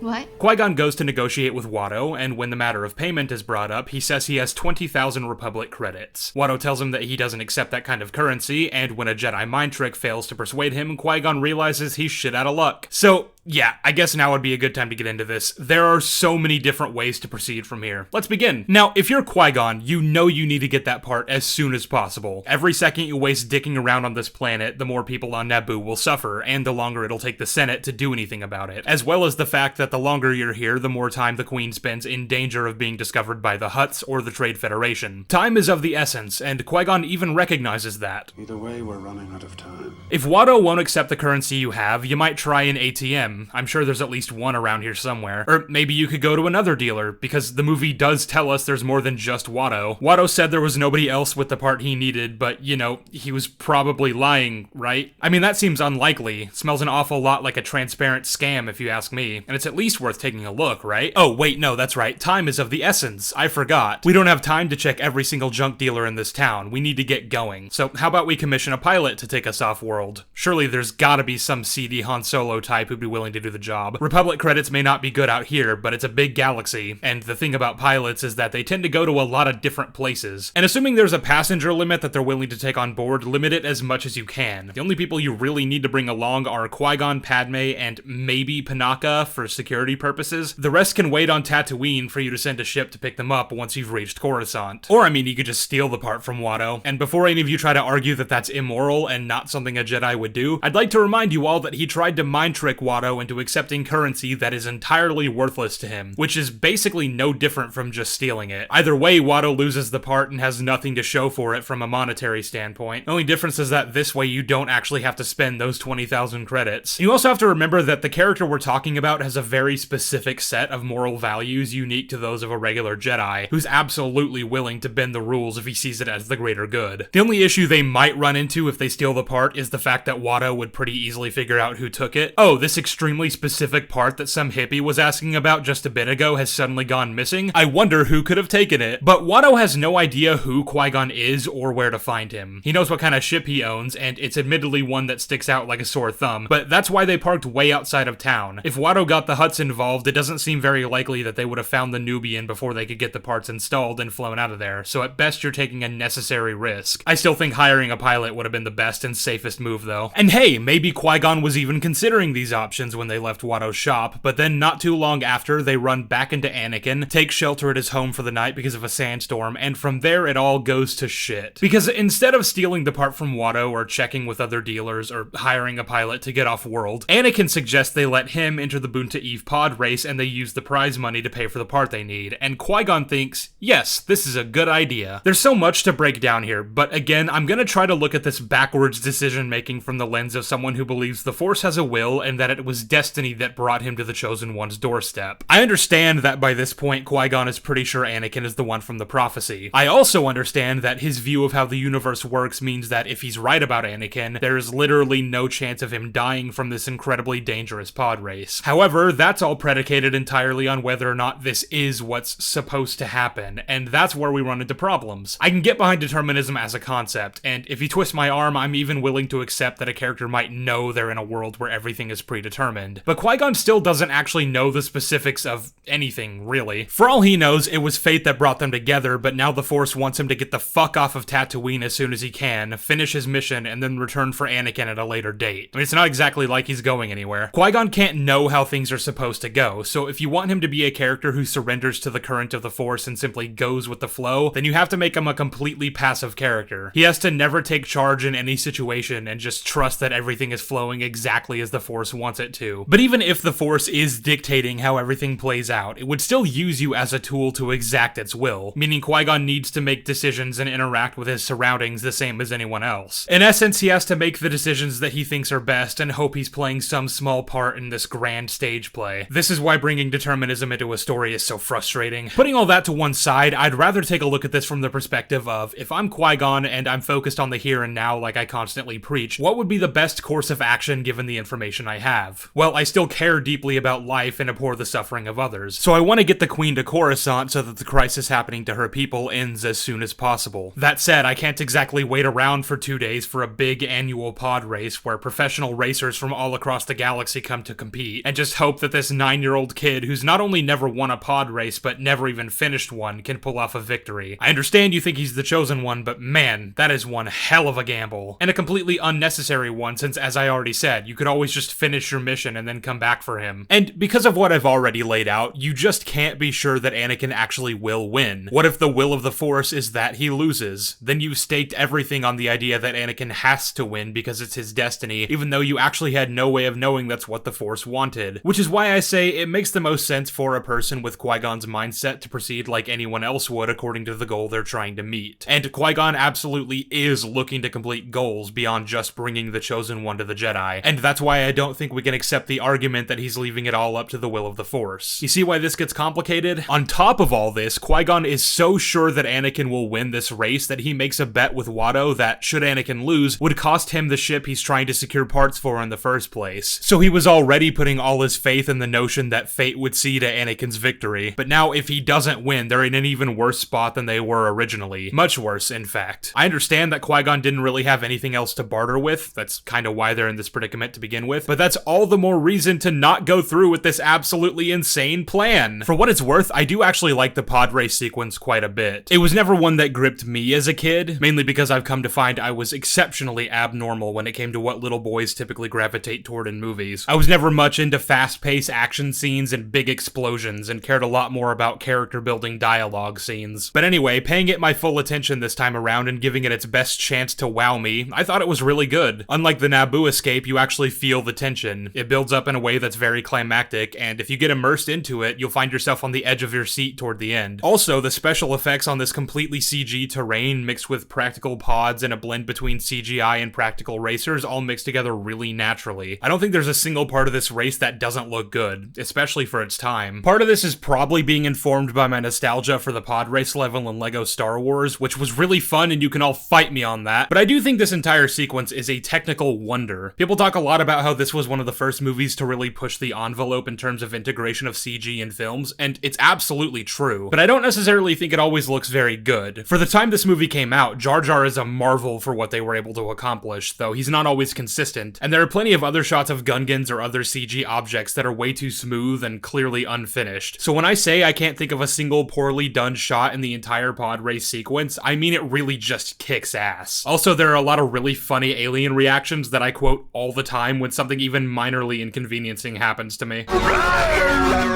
But getting right back into the criticisms, while all this has been happening, the evil Darth Maul showed up on Tatooine in search of the Queen, and I have no idea how the Sith found out where they were. It's never explained. Like, there's that one line earlier where Palpatine implies that the Sith have a far greater reach than the Trade Federation. It's impossible to locate the ship. It's out of our range. Not full of Sith. But I still think we really should have been shown how they found out. The movie just made a big stink about how none of the characters should try to send communications off-world because that risks them being tracked by Gunray. But now apparently off-screen the Sith just found them. It almost feels like there was a deleted scene or something where one of the Naboo got angsty and decided to call and check on their people behind Obi-Wan's back. There isn't, by the way, I checked. Though I did want to point out one where Anakin fights a baby version of Greedo for accusing him of cheating in the race, and then after Qui-Gon breaks it up, one of Greedo's friends says, "You better watch it, Greedo, or you're gonna come to a bad end," which is very subtle, George. Although I guess I appreciate the restraint it took to not put it in, but it's just, who would ever think to do that in the first place? Another deleted scene was a very quick one where Qui-Gon realizes they're being followed by a probe droid, destroys it, and then he and Anakin take off for the ship, which explains why they're running in the scene with the Darth Maul fight. That always confused me as a kid because, like, I don't know, I guess they were just in a hurry. That's why they were running. I feel like you could have just kept that scene in. I don't think it would have hurt the pacing that much. But anyway, the Sith have found the Queen, so Qui-Gon engages in our very first lightsaber duel in the new trilogy, which is fine, I guess. It's a bit disorienting in a few places and just generally hard to keep track of, but I'm pretty sure that was the point, and it works well enough for what they're going for. Qui-Gon gets away, we have an introduction between two of the most iconic characters in this franchise with a very deep connection to one another that's treated about as mundanely as one might order Chinese food, and then we're off to Coruscant. But before we talk about that segment of the film, there is one last thing I think we should go over, and that's the way slavery is depicted. Yeah, you guys knew this was coming. Now, I already went over this in my Clone Wars video, but I feel like I didn't make myself entirely clear because a lot of people didn't seem to understand what I was getting at. Yes, I know that not all forms of slavery are created equally, and there are plenty of historical examples where it was practiced in a much more humane way than what you'd typically think of if you were raised in America and taught what I was taught in school. My criticism wasn't that all forms of slavery are harsh and grueling and should be depicted as such. That wouldn't even make sense as a criticism even if it was correct, because this is a fictional world that can depict any concept it wants to, whatever way it chooses. My criticism came from a place of what I thought was best for the story, specifically for the character of Anakin. I think it would have been much better narratively if this was a traumatic experience that stuck with him throughout his life in ways that were more visible. Obviously, that isn't to say that Anakin's life was a cakewalk and that it didn't have any lasting effect on him. I'm sure it did. In fact, there is one little bit we get on this front where Anakin immediately jumps down Padme's throat when she asks him if he's a slave. You're a slave? I'm a person, and my name is Anakin. She innocently asked him a question, and it triggered a defensive and kind of hostile response, signifying that the concept weighs on him somewhat. But this is really all we get, and I just don't think it's enough, especially when you pair it with the more jovial attitude he generally keeps throughout the movie. I believe I suggested then, as I will again now, that it probably would have benefited the story greatly had Anakin been aged up a bit to about 15 or 16. Not only would that have made him much closer to Padme in age, but the realities of a life born into bondage bondage would have had time to really cement themselves into Anakin, giving him a more bitter outlook on the world that would come to shape a lot of how he views things, eventually molding him into someone like Darth Vader. From the films themselves, we have all these connecting threads. Attack of the Clones sets up that Anakin views democracy as ineffective, and thinks that society would be way better off if decisions were made by a select few and the people underneath them were forced to obey, making it easier to maintain a semblance of order in the galaxy. And this would obviously be followed through by, well, gestures broadly. And if I were to hazard a guess, I would assume that this motivation is due in large part to the fact that there are large swaths of the galaxy where slavery is completely legal and practiced commonly, which the oh-so-mighty Republic and the Jedi Order refuse to do anything about, another thing that these movies sort of fail to touch on in any meaningful way, despite being ripe with potential. So maybe you could use this alternative 15-year-old hardened Anakin to better inform how that belief would eventually take shape. Have him maybe talk to Qui-Gon about the fact that the Jedi don't do anything about slavery, and when Qui-Gon says something like, well, they don't have the authority, Anakin could respond with, well, then they should. For what it's worth, I have nothing against Jake Lloyd as Anakin or anything. I'm not gonna lie and pretend I haven't seen much better kid actors, and there are a lot of lines he delivers poorly, but I'm not really gonna give him that much of a hard time when there are actual adults working on this movie with acting just as, if not more, wooden. I'm fine with Jake Lloyd as Anakin, I just think it would have worked better for the story if he'd been older. But with that, I have nothing else of note to say about Tatooine, so we can finally move on to Coruscant. But before we continue breaking down the plot, I'd like to pause for a moment and remind everyone that this is the first Star Wars movie to come out since Return of the Jedi, and it's taken on the monumental task of fleshing out a world pre A New Hope. So let's take a look at what we have. First of all, the fact that Coruscant as a concept came from the expanded universe and George decided to implement it into this movie is pretty cool. Nice little nod to the Thrawn trilogy. I'm also pretty sure that in the books it was never depicted as a planet-wide city, so for all I know that was a Lucas edition, but I think it makes a lot of sense. It's kind of hard to separate all my biases and look at this objectively, since this is the way I've known it all my life, but I think if it had been me who was tasked with coming up with what the capital of the Galactic Republic looked like, it would probably be something pretty close to this. I really dig the futuristic aesthetic. It's essentially a polished version of the world in Blade Runner, and that ties in well with the theme of a bloated, overindulgent, gilded bureaucracy that's secretly withered on the inside. Second, and this is something I kinda already touched on but wanted to expand my point, this is officially our first look at what the Jedi Order looks like at the height of its power before we would come to know it as an extinct religion from a bygone era with but a few stragglers left to carry the mantle. And again, trying to set aside the fact that this is how I've always known the prequel Jedi to be, I think if I were someone going into this with fresh eyes, with nothing but the first 3 movies to go off of in terms of imagining what this order would have looked like, it probably wouldn't have been this. It probably would have been a lot less pristine. I think I would have imagined a truly minimalist order of Zen monks in like a mountain somewhere or some kind of ancient looking temple. I don't mean any of this as a criticism, just to be clear. I think this is a subversion of what most people probably expected in a way that works well thematically. Again, we're looking at a republic that on the outside looks idyllic, prosperous, and flourishing while secretly hiding deep-seated corruption at its roots, and that's reflected perfectly with how the Jedi have turned out after many centuries of peacetime. The exterior would be the idealized version of the olden days that we imagined when Obi-Wan described it as a more civilized age, but if you take off the rose-tinted glasses, it really wasn't like that at all. And so we find ourselves standing before a Jedi High Council that sits up on their ivory tower while the downtrodden on the other side of the galaxy face oppression. That is the state of play, and there are a lot of scenes that serve simply to build that world for us, and people have the audacity to call that boring and say we should have had fewer of them. Also, I don't think this is that unpopular of an opinion, but the Yoda puppet they made for this movie is genuinely one of the ugliest things I've ever seen in my life, and I couldn't be happier that they replaced him with CGI in later editions. Fuck Phantom Menace puppet Yoda, I hope he's rotting in hell as we speak. Though I won't pretend I don't harbor some sympathy for the people who worked on designing it, and obviously Frank Oz's work puppeteering him is being digitally edited over here, which sucks. Oh, that's great. That's great, George. Things are definitely changing.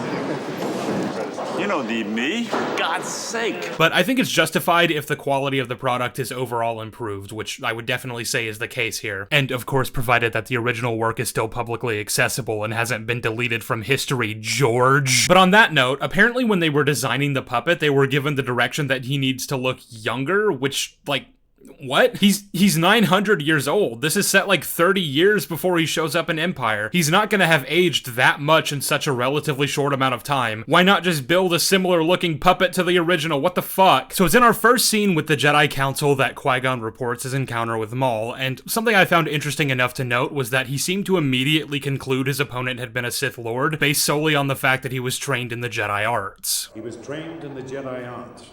My only conclusion can be that it was a Sith Lord. This, to me, implies that while there are sure to be other dark side factions of some kind or another, there's a very distinct difference between that and a true Sith. And a Jedi would know the difference more than anyone because the Sith are descended from a splinter group of fallen Jedi and would therefore know many of their ways. And that's not me pulling from the books either. Lucas himself said that in the documentary for this film, so that's clearly something he always intended to be the case. The Sith Knights were started by a fallen Jedi Knight who was tempted by the dark side. The Jedi are initially skeptical about this claim, though by the end of the film they come around to the idea, presumably because of the fact that this warrior was so powerful he managed to slay a Jedi Master, again implying that to be a Sith would take more than simply having a red lightsaber and using the dark side. I will say though that if you're factoring in the story of Darth Bane as we know it today, it doesn't make any sense that Yoda would know what the rule of two is. Always two there are. No more, no less. A master and an apprentice. I'm not going to fault the movie for this, simply because the films themselves don't actually expand on what it means beyond that there can only be two. All we know just from what the movies themselves tell us is that the Sith were presumed extinct for a millennium before now, and that there's some kind of practice they used to hold in ancient times that dictated either that there could only be two Sith at a time, or at the very least that for every Sith there is either a master or an apprentice to be found elsewhere. You can say I'm coping all you want, but you all know that I don't accept book references as defenses for criticisms, so why would I accept them as criticisms for the film? Also, yes, that does mean the Clone Wars fucked up by having Yoda identify Bane by name, but then again, that would be the case regardless of any of this. So as we've already gone over, Queen Amidala regales her plight to the Senate, only for the ineffective Chancellor to concede to the wishes of the bureaucrats who hold all the real power, so she calls for a vote of no confidence in Valorum. Which, by the way, I've heard some people call ludicrous. Like, they claim that it doesn't make any sense that the queen of some small, mainly irrelevant planet would have the necessary sway to effect this kind of change, and I have to wonder why it is that we think that. Because, I mean, sure, Amidala alone might not be enough to make the Senate want to vote out the Chancellor, or maybe she would, given how unpopular Valorum is said to be, but when looking at the context surrounding everything that's going on, if I were a senator in this body, I'd be majorly worried about just how much power the Trade Federation seems to have here. It's kind of an open secret that Valorum is under the thumb of the corporations. That's what Palpatine is looking to take advantage of here. There's going to be a large majority of senators who'd rather have a less corrupted Chancellor, one who, at least theoretically, has the interests of the Republic at heart and not those of some corporate entity. And not even strictly for altruistic principles, most of them would rather just have a Chancellor who answers more to them than some federation that regulates commerce. All that's needed is for someone with enough legitimate incentive to call for the vote, and then Valorum is out and Palpatine has his chance to slide right in. It all seems to follow pretty logically, and like I said, it's really simple. So that's all happening, but since things didn't play out the way she wanted them to, she decides to go back to Naboo to deal with the matter herself. And it's here, as we're about to depart for Naboo once more, that we're treated to a scene that everybody and their mom has talked about to death. If you want a prime example of what the average RLM-inspired prequel hater uses as their go-to criticism of these films, it's the introduction and explanation of... Midichlorians are a microscopic life form that resides within all living cells. So I guess it's time to put my foot down on this one. Midichlorians are good, actually. In fact, not only that, but they're better than the alternative that OT purists tend to prefer, which is that the Force is just some magical thing that anyone can tap into. But we're getting ahead of ourselves, so let's talk about what people tend to argue when decrying the existence of these things. You'll typically hear something along the lines of, it demystified the Force, or it takes away the magic. The basic idea being that the Force, as we understood it from the originals, was this cool, magical thing full of wonder and excitement, where imaginations could run wild about what exactly it is. And now, somehow midichlorians have taken that away, I guess? I don't know. I frankly never understood this line of reasoning, because no, it really doesn't. I mean, all we're told about them is that they're a thing that exists inside our cells, which allows us to connect to the Force, some more than others depending on the amount you have. I don't see how that actually changes anything we already knew, really. Before, the understanding was the Force is a thing that exists that we can connect to, and now it's the Force is a thing that exists that we can connect to, and this is how. I don't see the issue here.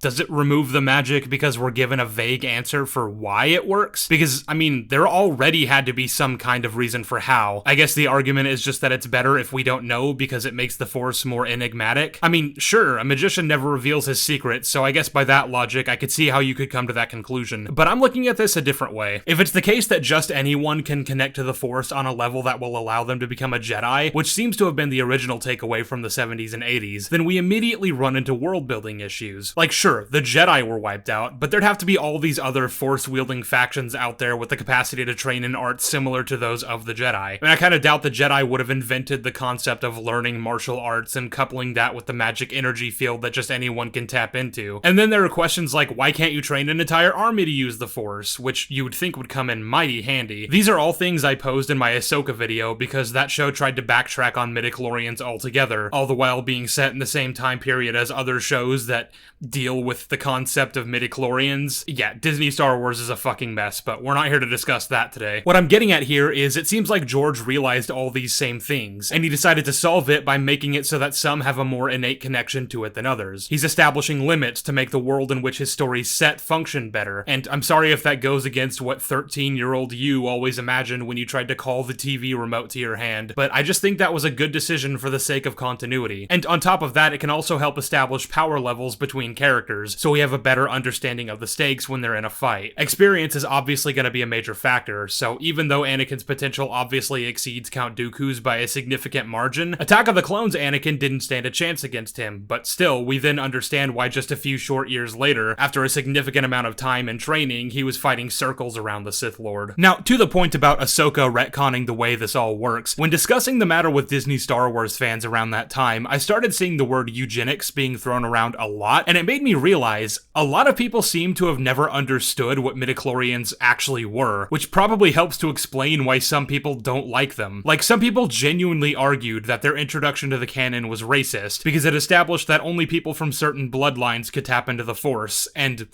no, not at all, actually.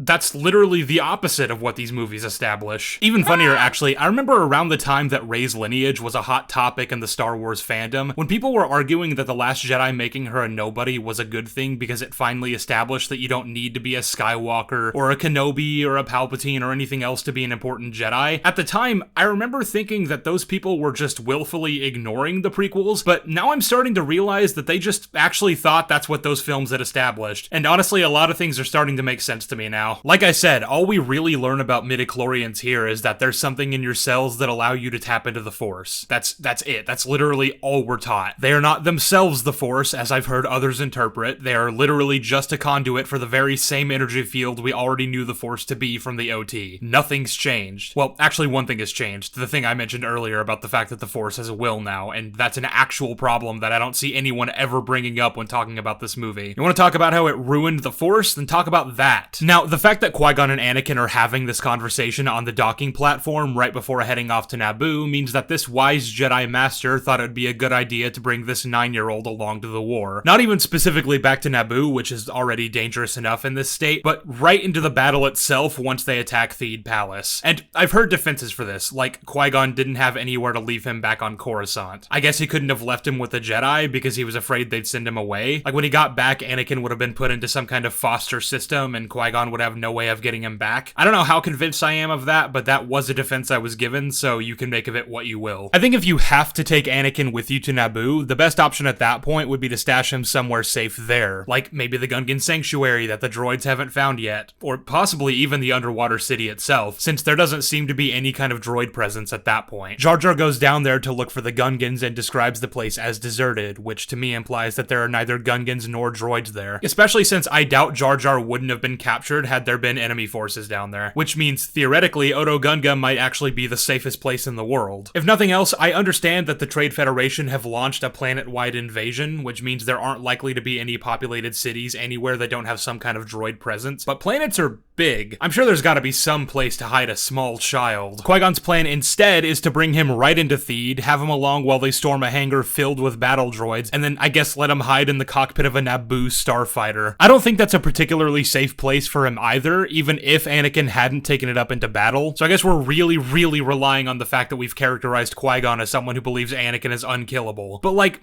people argue that he would have been a better master than Obi-Wan, but if this is true, Nah, bro, keep that motherfucker away from this poor kid. Also, I don't want to skip past the fact that they all just showed up to Naboo and are met with, like, no opposition. They seem to have approached from the other side of the planet because there aren't any control ships in their way, which I guess means that they set up a blockade that only covers one side of the planet. You know, the thing about space is that concepts like up or down are kind of relative, and you could theoretically just shoot off in any direction if you were to make it out of a planet's atmosphere. We're evacuating into outer space with literally infinite directions in which to flee. But in any case, they managed to pick up one control ship on their scopes and conclude that that probably means they've been spotted as well, so they don't have much time. But then it just cuts to them already in the atmosphere ducking beneath the trees. I don't fully understand how spaceship detecting is supposed to work in these movies, but it just seems a bit odd that they were able to be picked up by the scanners and then somehow lost by the control ship's scopes. Like, even if the trees somehow shield you from being picked up, wouldn't they at least be able to track where the ship was generally before it set down and searched the surrounding areas? We've sent out patrols.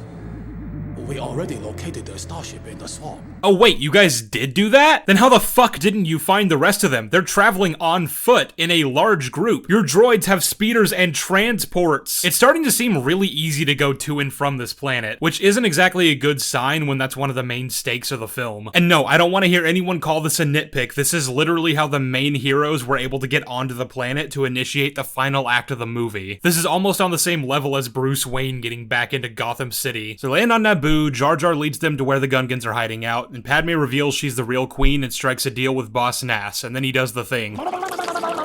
Then they come up with a plan to retake the planet. The Gungans have this huge army, which they're going to use to lure a bunch of the battle droids holding Theed out, making it easier for the rest of the characters to sneak in. The plan from there is to get to the throne room, capture Gunray, and have him order his troops to stand down. Meanwhile, once they're inside, the pilots among them will head to the starfighters in the hangar, take to the skies, and try to knock out the droid control ship. I do kind of wonder what the point of that last part is, though. Like, it seems unlikely that a handful of pilots are going to do much against a bunch of battleships, and again, if they're successful in taking the Viceroy, they can order a ceasefire of enemy forces, so it would seem like all hands should be on deck for that plan. Oh yeah, and like I already said, Anakin is coming along. Hope to God he doesn't get his head blown off as he stands there without a weapon or a shield of any kind. Given the fact that he is the chosen one, isn't this the last place Anakin should be? Not because he could easily be killed, because we've already discussed at length why Qui-Gon just doesn't think that'll happen. But the Jedi know full well, or at least heavily suspect, that a Sith Lord is here. That's actually why the Council sent Qui-Gon and Obi-Wan back to Naboo with the Queen. Go with the Queen to Naboo and discover the identity of this Dark Warrior.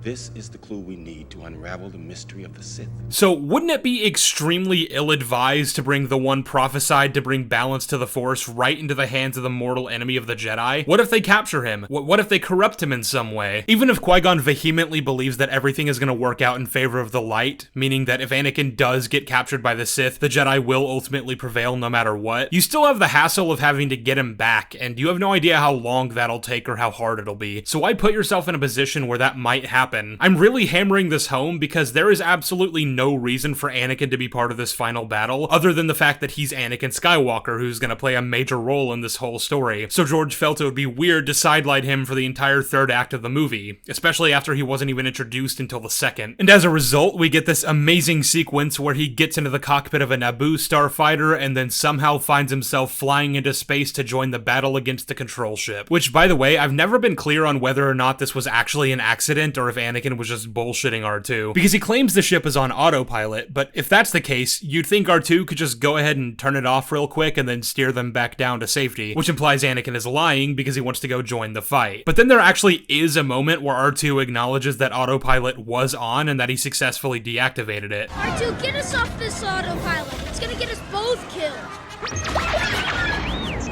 You did it, R2! So, I guess it was real? I don't know. The point is he's here. And yeah, no, I have no excuse for this. I do not like that Anakin is part of this battle, and I do not like that he was the one who destroyed the control ship and saved the day. I don't care that he's the chosen one and that he's supposed to be super powerful. He is 9 years old, and he has no real training. Yes, he's really good at pod racing, but that is an entirely different beast. Someone might be a good NASCAR racer, but that doesn't mean they're about to go join the Air Force. They are not the same thing. Now this is pod racing. Ha ha! Fuck you. Also, while I acknowledge that his skill with pod racing comes from his exceptional Jedi-like reflexes, not only has he ever completed one race in its totality, and even then did he barely scrape by with his life, but he was going up against, again, racers, not sophisticated droid pilots with the capacity to kill with great precision. I'm sorry, he's just not winning this fight. Also, I really don't understand the logistics of how he even achieved this victory. Like, there's some kind of deflector shield surrounding the control ship, which the Naboo pilots are acting like is impenetrable. The deflector shield is too strong! It seems to be one of those shields that you can move through physically, but if you fire your weapons at it, the blaster bolts will just bounce right off, so you have to get inside the range of the shield if you want to do any damage. If you take a look at this shot here, the shield seems to have a decent range surrounding the ship. At the very least, it's far enough away from the ship itself that if you were to get inside it, you'd still have a decent berth between yourself and the bulkhead. I guess the real challenge is that once you're inside the shield, you're then close enough that the defensive turrets can pick you off easily, so you have to be super careful. Or at least I would say that's how it works, because that's how all these professionally trained adult pilots treat the situation. But when it comes to Anakin, he just kind of accidentally gets right where he needs to be so that he can blow up the ship. For a good bit at the start, he seems to actually be on autopilot, which would mean he wasn't even the one actually flying the ship, so you can't use his apparent skill to defend the various moments where he should have been blown to hell. Why are all the droids breaking formation just to avoid Anakin rather than shoot him? And then when he does gain control, he just lucks his way into being shot down, hurtling right into this wide open hangar that's right out in the open, easily accessible, and doesn't have any preventative measures in place to stop an enemy ship from flying right in. You know how in episode 3, Grievous's command ship has shields that Anakin has to take out so he and Obi-Wan can land in the hangar? And even then, the second the shield went down, a set of emergency blast doors immediately spring into place to protect the inside from the vacuum, as you'd expect to be the case. Well, this hangar is apparently just completely exposed, and it doesn't seem very hard to just fly right in, so I have no idea what these pilots are doing just shooting at random other parts of the ship. Even if you wanted to tell me it would be a suicide mission to pull off something like this, something the film itself doesn't even seem to be saying is the case, I'm pretty sure at least one pilot would be willing to take one for the team. They're already dying and not really affecting much change, so you'd think one of them might have gone for this plan. And even though there are ships inside the hangar, there's really nothing in here that actually serves as security other than these battle droids, which you could take out with ease, provided your starfighter isn't downed like Anakin's. Speaking of which, after lucking his way into this position, R2 just manages to get it back up and running right before the droids get to him. I guess it's a good thing none of them decided to shoot his canopy, huh? Especially if this hangar really is exposed to the vacuum. Anakin then manages to shoot the main reactor, which is, for whatever reason, located inside the main hangar bay, and it causes a chain reaction that blows up the whole ship. It was that easy. And despite the fact that there are multiple control ships, taking out this one causes all the battle droids on the ground to deactivate. That was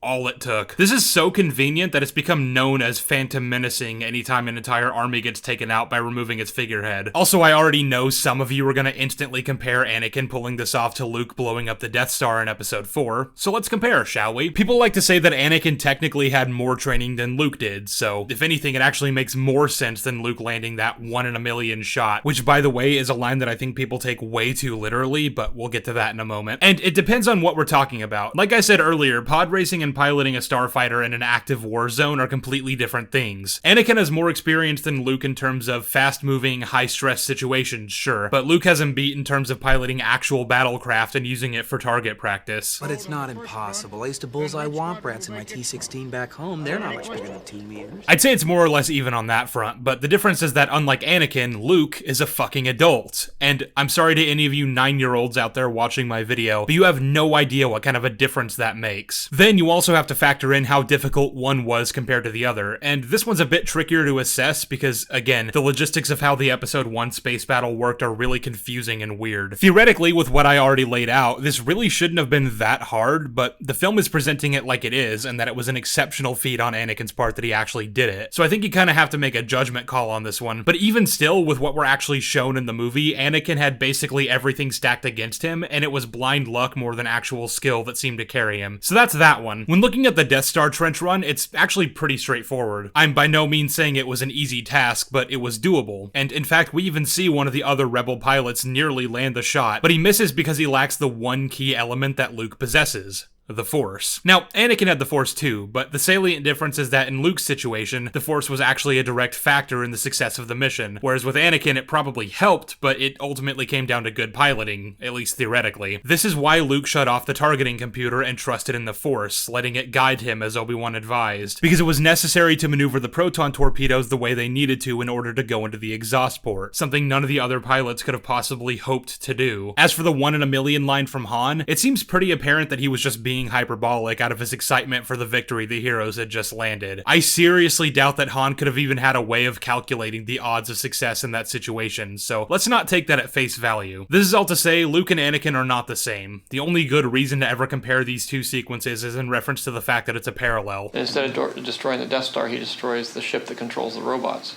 Again, it's like poetry, so if they rhyme.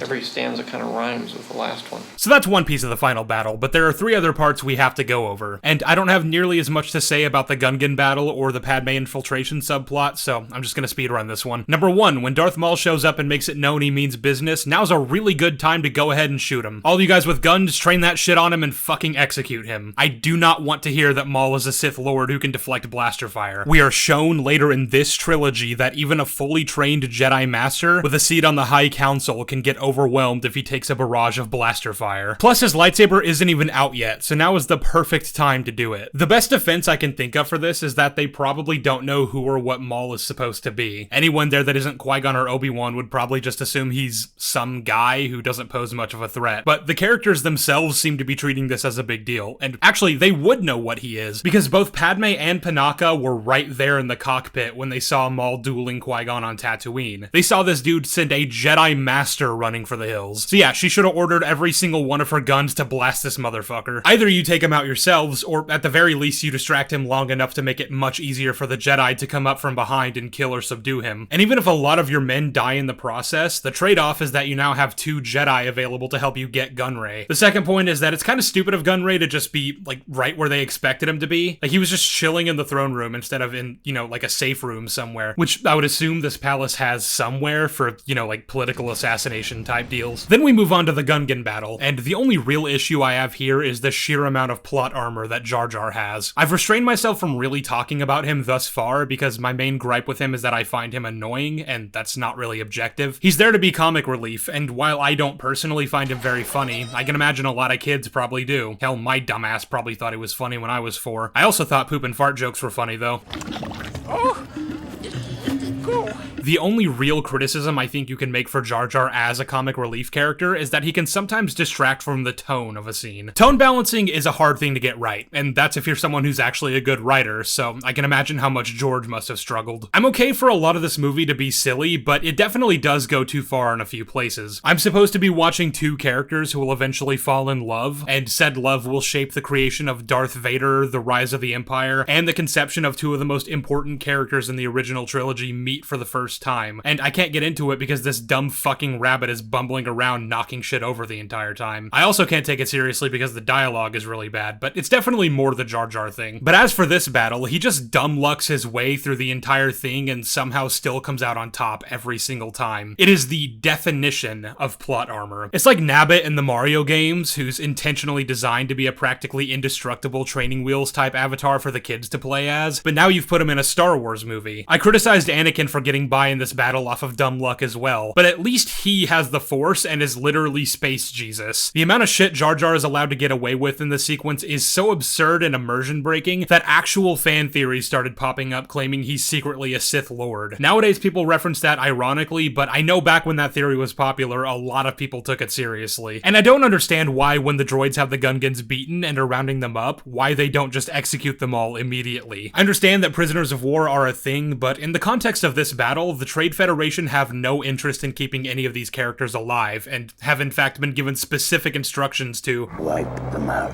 all of them. I don't know why Sidious would give that order when he and Gunray both believe the Queen will be present for this battle, which is in fact the entire reason they chose to send the droid army out to greet them rather than just keep all their forces in the city and wait for the good guys to come to them. Don't you guys still want the treaty signed? I guess to Palpatine it doesn't matter anymore, but Gunray doesn't know that. He still thinks this whole thing is real and that Sidious wants Naboo under their permanent control. And in any case, the Queen isn't here, so why are we keeping any of the Gungans alive? The last part of this final battle is, of course, the lightning lightsaber duel, and I think you already more or less know what I'm gonna say. It's awesome, it's really well choreographed, the music goes absolutely ballistic, all stuff you've heard 1,000 times before. I'm really not trying to break the mold with this one. I've heard people criticize this duel for lacking character, in the sense that you can't get emotionally invested in the stakes because they're all such nothing characters. So when you compare it to something like Luke dueling Vader in Empire, or in Jedi, where we've come to know all the characters so well and see the internal struggle that's happening beneath the surface, it has a much greater impact. The essential point being that flashy choreography and pretty lights swinging around isn't really what these fights are about, but rather the character drama and thematic elements. These are all points that I absolutely agree with, and for what it's worth, I think literally all the fight scenes in the OT have this one beat on that front, even if they are objectively more poor choreography-wise. But I also don't necessarily think that's entirely fair, given that that isn't really what this movie's going for. Where the original trilogy was a much more character-driven narrative about those who would stand up to tyranny and choose light amongst so much darkness, the prequels are attempting to be this grand epic about the fall of a regime and what's born from its ashes. The stakes of this lightsaber battle are, by extension, a lot higher than just what's going on immediately for the characters. It's what will determine the future of one of the most important people to ever live, who, no matter the outcome today, is going to shape the strands of history in very significant ways. Now, of course, I think a great deal of this is undermined when you remember that this is the movie that established hard determinism as canon, meaning that it really wasn't ever up in the air how this was gonna play out, even from an in-universe standpoint. Qui-Gon was always gonna die, Maul was always gonna get cut in half and fall down that hole, and Obi-Wan was always gonna take Anakin as his Padawan. That's yet another reason why I just don't think adding that to the narrative was a smart move. This really couldn't have gone any other way. It's still a tragedy, but not because it's the death of a man who genuinely cared about Anakin and might have raised him to be a hero, but because he devoted his entire life into the service of an apathetic being who would just as quickly cast him aside for the sake of its grand design. And also, I don't like this false dichotomy people like to throw around where a lightsaber duel has to either be character-driven and emotional, or flashy and quick. It can easily be both, and in the context that this is supposed to be Jedi Knights and Sith Lords in their prime duking it out, it simply wouldn't make sense for their choreography to be as limited and rudimentary as the Luke and Vader fights in the originals. You can criticize the fights in any of these movies for lacking the same narrative weight as what came before, but I'm getting sick and tired of people saying, they're too well choreographed, it's like they're dancing! Yes, that's the point, and it's good. So that was the final battle, and if I could give my overall thoughts, I'd have to say,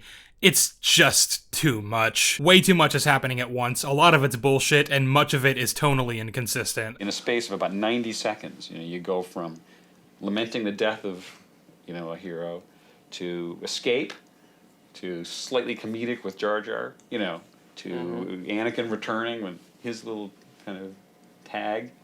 It's a lot, and it's a very short time. When George and all the guys who worked on this movie were looking at the rough cut, they realized just how overwhelming it all is, and how you can't really remove any of it without the story making even less sense than it already does. The looks of sheer disappointment and horror evident on a lot of their faces speaks more volumes than anything I could say here. The movie isn't as bad as a lot of people like to make it out to be, but it's still really shit. And I think this is the moment when all the people who just spent years of their lives working on it started to realize that for themselves. I don't know what took them so long, though. So then the movie closes out with Newt Gunray getting arrested. They hold Qui-Gon's funeral on Naboo for some reason, rather than at the Jedi Temple or on his home planet. Obi-Wan takes Anakin as his Padawan, the Naboo and the Gungans make peace, and Boss Nass fondles his balls.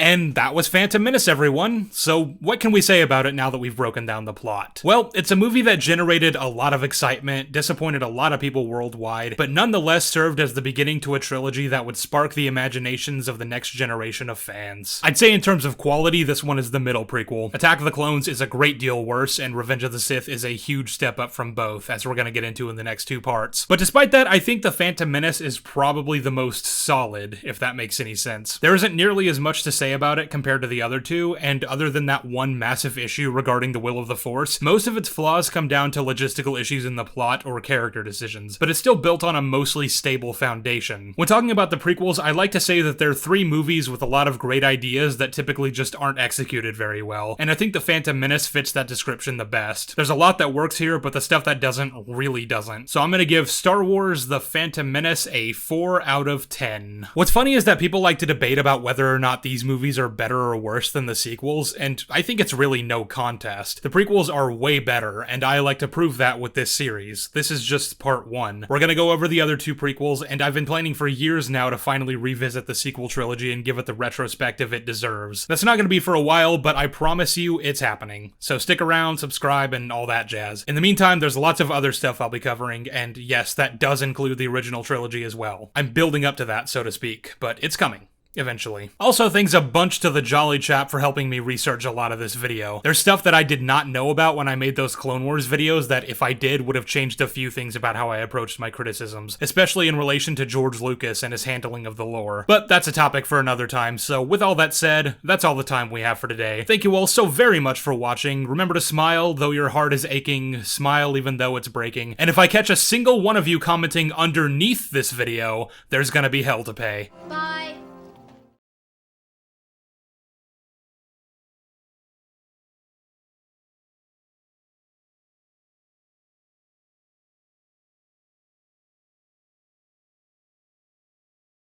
Some people pay huge amounts of money to have a woman put them in this kind of thing. Yeah, not me, and then tell them what to do.